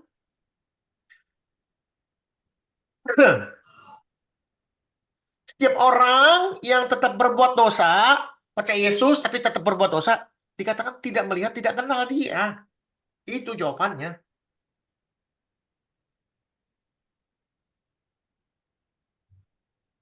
Gitu loh.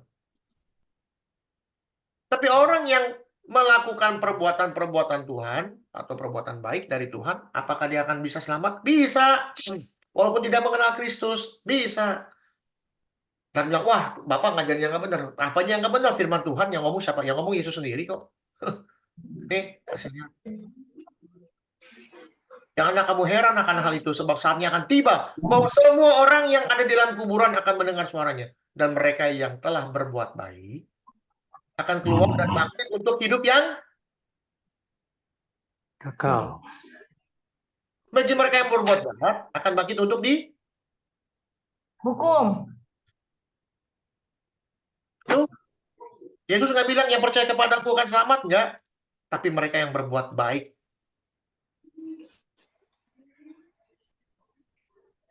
Aku tidak dapat berbuat apa-apa dari diriku sendiri, tapi aku menghakimi sesuai dengan apa yang aku dengar.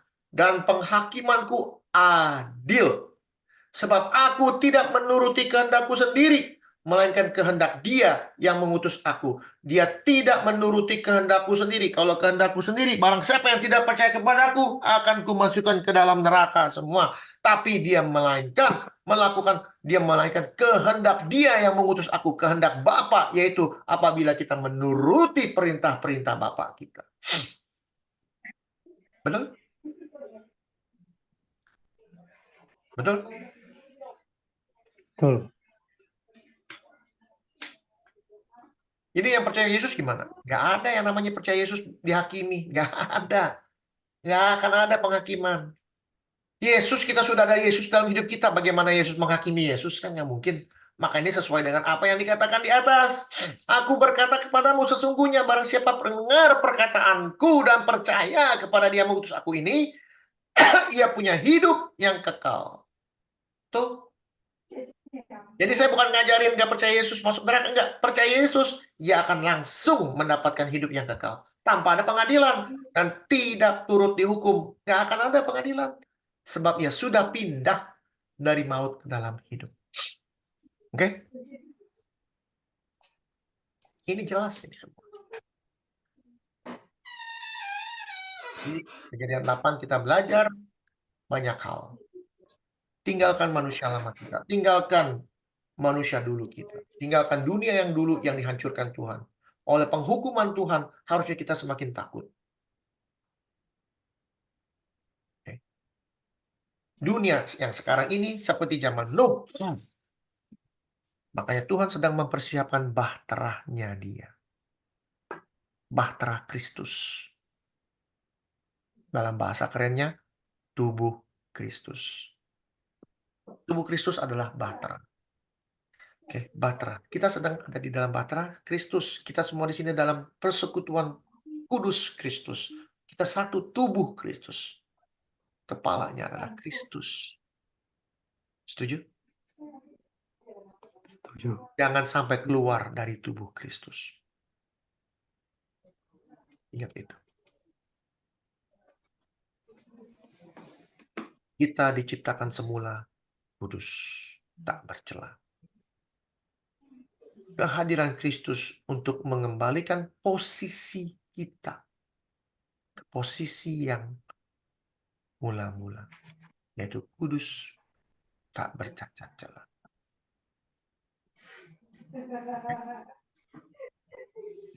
Demikian firman Tuhan. Kita masuk dalam doa. Terima kasih Bapa atas firman yang Tuhan berikan kepada kami mengenai Kejadian 8. Kembali lagi kami belajar siapa Engkau. Kamu memberikan rahasia-rahasia Engkau. Dan siapa kami sebagai manusia-manusia baru? Kami harus menguduskan diri kami. Hidup benar, tak bercela di hadapan Tuhan. Kedatanganmu semakin hari semakin dekat.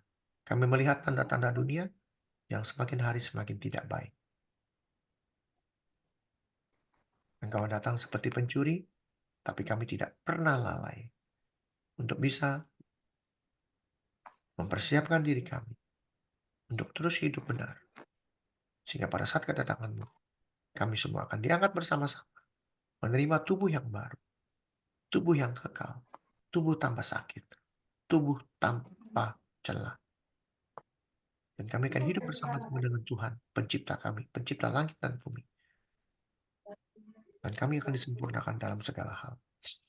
Terima kasih Tuhan, berkati persekutuan ini, agar persekutuan ini menjadi tempat dan saluran yang baik untuk kami belajar mengenal Tuhan lebih dalam lagi. Bagi teman-teman kami yang belum hadir, Kau berkati, Kau kuduskan mereka, dan mereka kudus, terus hidup dalam persembahan tubuh yang benar, yang harum, jadi dupa yang harum bagi Tuhan. Terima kasih Bapa, di dalam nama Tuhan Yesus kami berdoa mengucap syukur. Amin. Amin. Amin. Oke, ada pertanyaan? Ada pertanyaan kira-kira? Sedikit kembali Pak melakukan firman Tuhan. Ya. Jadi melakukan perintahnya. Ya. Ada ucapan Yesus yang mengatakan, yang sering diucapkan Yesus, imanmu yang menyelamatkan. Jadi karena banyak orang Kristen yang sudah beriman kepada Yesus, mereka seakan-akan mengabaikan firman Tuhan, itu loh Pak. Jadi dalam hal ini yang menjadi pertanyaan saya, sebenarnya melakukan firman-Nya apa imannya gitu Pak, itu mungkin bisa sedikit penjelasan Pak. Mereka terpesona dengan ucapan Yesus, iman. Yang penting iman kepada Yesus sudah, gitu, titik. Ya. Seakan-akan demikian. Oke, lihat ya. Kita baca baik-baik.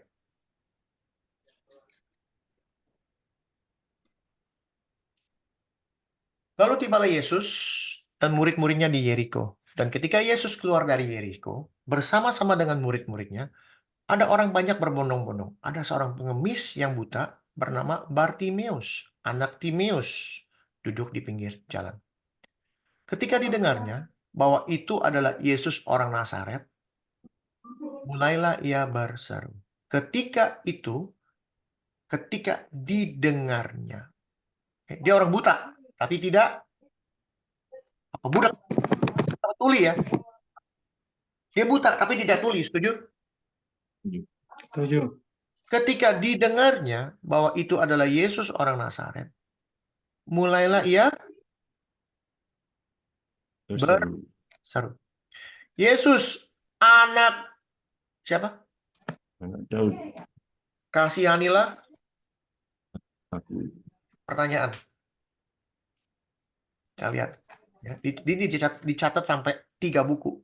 Matius, Markus, dan Lukas. Matius 10 ayat 20. Kita lihat. Supaya kita jelas ya.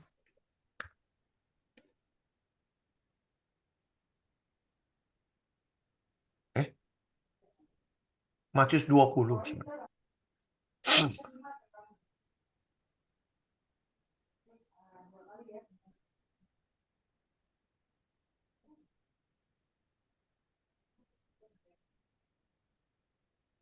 Ya. Ada 2 orang buta yang duduk pinggir jalan, mendengar bahwa Yesus lewat. Lalu mereka berseru, Tuhan anak Daud, kasihanilah kami. Lalu kita lihat di dalam Lukas 18 ayat 35. Ini 3 buku catat. Berapa tadi? 13 ya? Lukas 18, sorry. 35. Ya.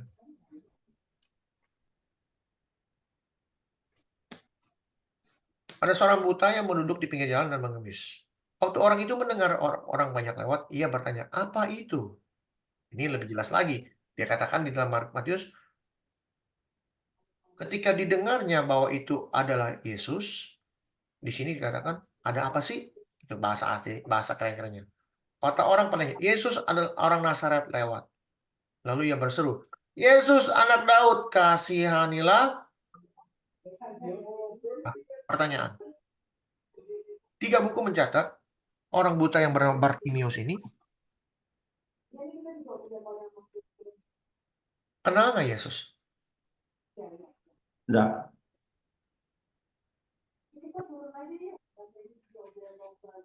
Tapi dia tahu nggak Yesus? Enggak. Dia tahu, Pak. Tahu nggak? Dia nggak kenal, tapi dia tahu Yesus. Yesus dikenal sebagai penyembuh orang sakit. Betul? Betul. Betul. Tapi yang dia teriak adalah, Yesus anak siapa? Anak Daud. Daud. Bukankah dia belajar? Atau dia belajar? Dia pasti tanya dong. Dari kota-kota lain, oh ada Yesus menyembuhkan orang mati, apa membangkit orang mati, menyembuhkan orang buta, begini-gini. Pasti orang tanya. Oh iya, Ceh, silakan, Ceh. Banyak orang bertanya gini. Thank you, Ceh, ya. Minggu depan lanjut lagi. Orang bertanya begini. Kalau saya nih, Yesus anaknya siapa sih? Betul nggak gitu? Betul. Anaknya siapa? Anak si Yusuf sama si Maria, betul? Betul? Betul. Tapi dia katakan, Yesus anak Daud. Kenapa disebut Yesus anak?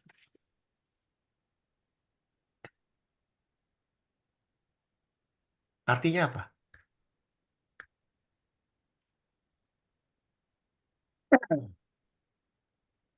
Dia baca firman Tuhan. Walaupun buta, dia pergi ke sinagog. Dia, apa yang Yesus buka? Buku apa yang Yesus buka pada saat Yesus ada di sinagog?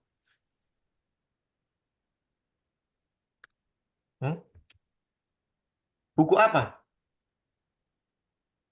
Waktu Yesus ada di, apa namanya? Di rumah Tuhan, lalu dia mengambil buku. Dia buka buku. Buku apa? Yang tahu?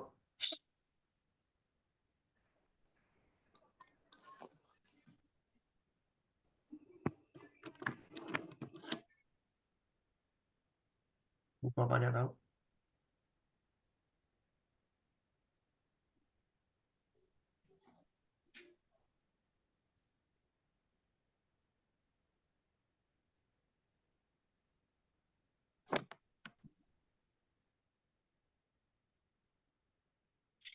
Buku Yesaya. Ingat ya, buku Yesaya. Roh Tuhan ada padaku, coba. Hah? Roh Tuhan ada padaku. Bukan. Itu disuruh baca, coba. Ya, itu ada juga ya.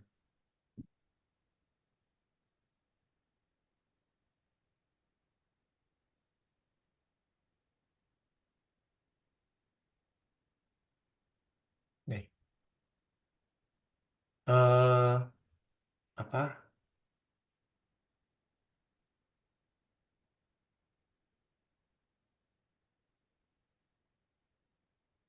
Suatu tunas akan keluar dari tanggul Isai dan taruk yang akan tumbuh dari pangkalnya akan berbuah. Ini dia bicara, roh Tuhan akan ada padanya, roh hikmat dan pengertian bla bla bla bla bla. Ini tentang Kristus, betul? Jadi si orang buta ini sudah tahu bahwa akan ada Mesias.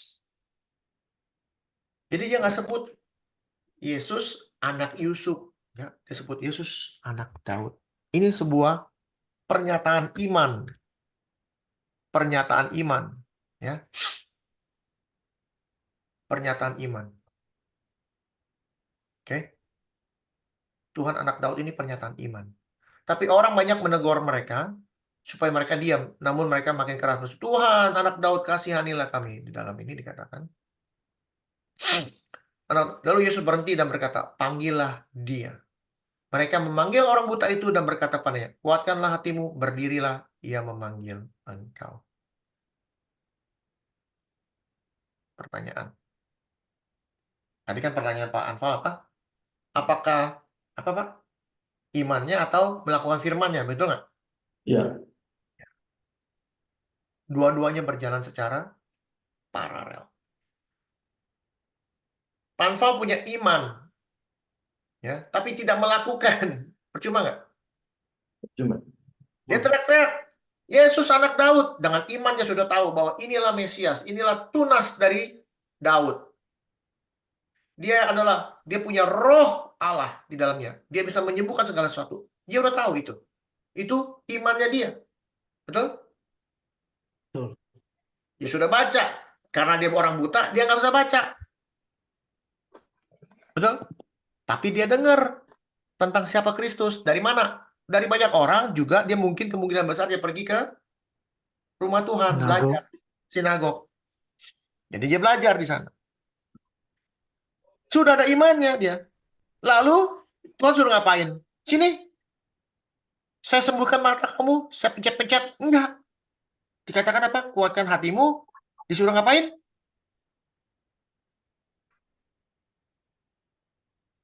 Disuruh ngapain?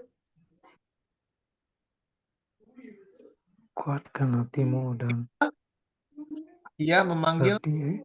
engkau. Betul? Pada saat Yesus, waktu si orang buta dipanggil, waktu orang buta bilang, Yesus terdapat kasihannya aku, lalu Yesus bilang, oke, kuatkan hatimu, berdiri. Ia memanggil kamu.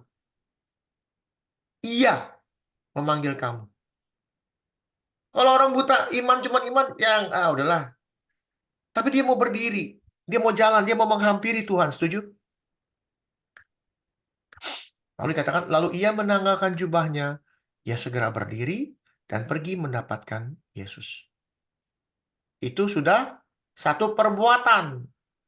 Ada panggilan. Kadang-kadang kita memiliki panggilan Kristus. Dia bilang, oke, kamu mau apa?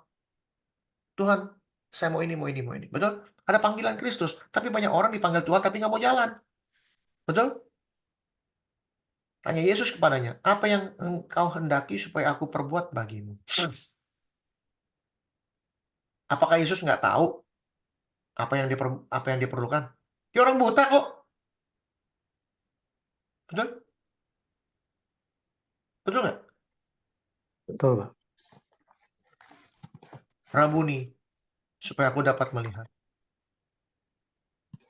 Yesus sudah tahu. Tapi kenapa nanya? Karena kalimat ia memanggil engkau. Ya. Lalu kata Yesus kepadanya, pergilah, imanmu telah menyelamatkan engkau. Pada saat itu juga melihatlah dia. Lalu, apa? Mengikuti Yesus dalam perjalanannya. Jalanan. Artinya apa? Artinya dia bukan omdo, bukan cuma punya iman, tapi dia lakukan apa yang Tuhan suruh. Oke. Perbuatannya menuntun imannya. iman tanpa perbuatan kosong gitu Pak ya. Yes. Jadi dia benar-benar berjalan paralel, bersama-sama. Iman tanpa perbuatan, telur bebek. Perbuatan tanpa iman, bingung. Perbuatan apa? Kalau orang bisa berbuat baik, dia punya iman nggak? Tanpa Kristus loh. Dia nggak kenal Kristus. Ini iman apa nih? Orang bisa berbuat baik karena apa? Karena ada hukum Tuhan di dalamnya. Betul? Betul. Betul. Ada iman tanpa perbuatan, telur bebek. Pertanyaan lain ada lagi? Ini Pak, sedikit perkara kecil, perkara besar. Lukas 16 Pak. Kita buka. Mungkin Pak bisa bantu. Lukas 16 ayat 10 Pak. 16. Ayat 10.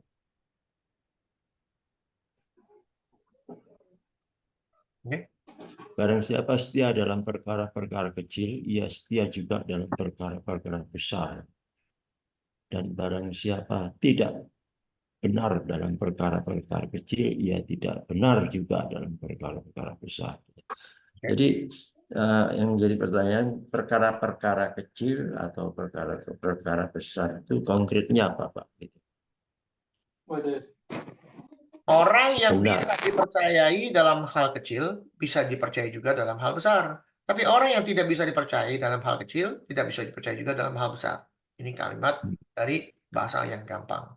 Lalu kalau kitab yang mudah dibaca dikatakan, siapa yang dapat dipercaya dengan hal-hal kecil, ia juga dapat dipercaya dengan hal besar. Siapa yang tidak jujur dalam perkara kecil, ia juga tidak akan jujur dalam perkara besar. Karena jelas sekali bahasanya. Yang lain. Firman Allah yang hidup.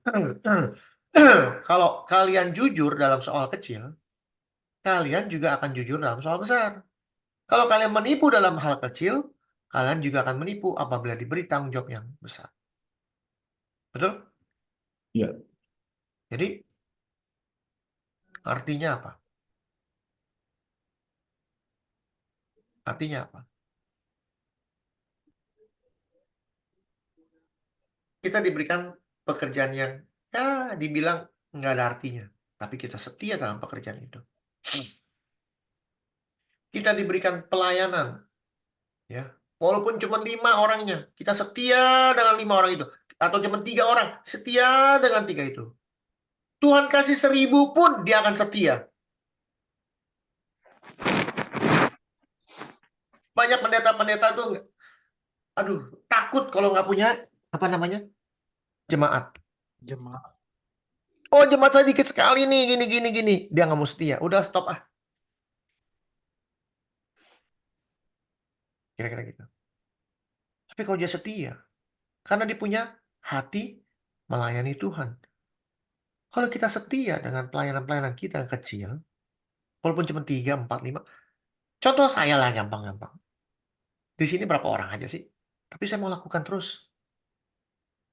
Sakit atau nggak sakit, saya kerjain terus. Saya nggak melihat jumlahnya.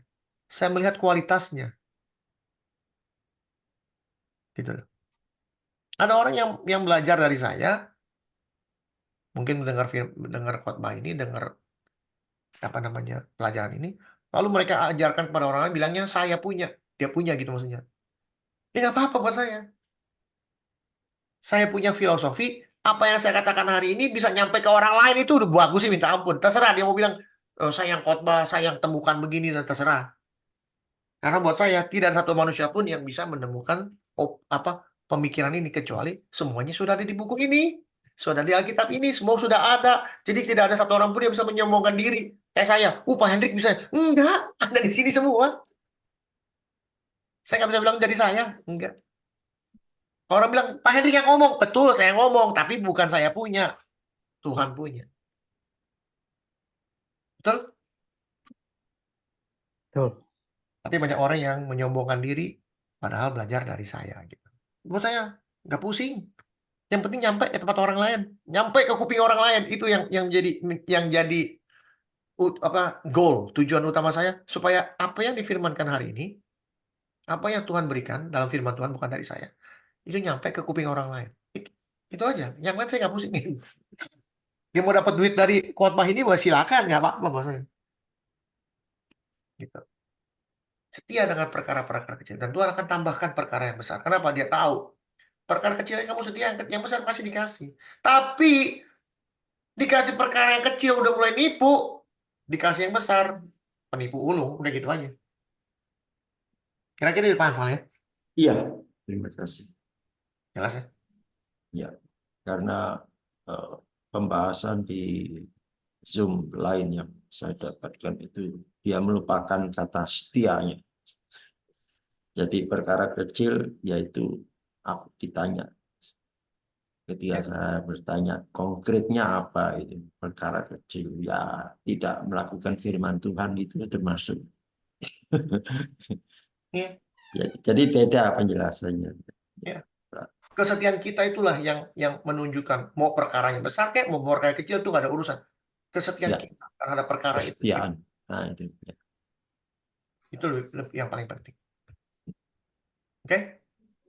Terima kasih Pak. Thank you. Sama-sama. Tuhan berkati. Kalau tidak ada, kita akan stop sampai hari ini. Sampai jam udah 11:30. Oke, Tuhan berkati. Kita jumpa minggu depan. Oke? Amin. Oke, terima kasih.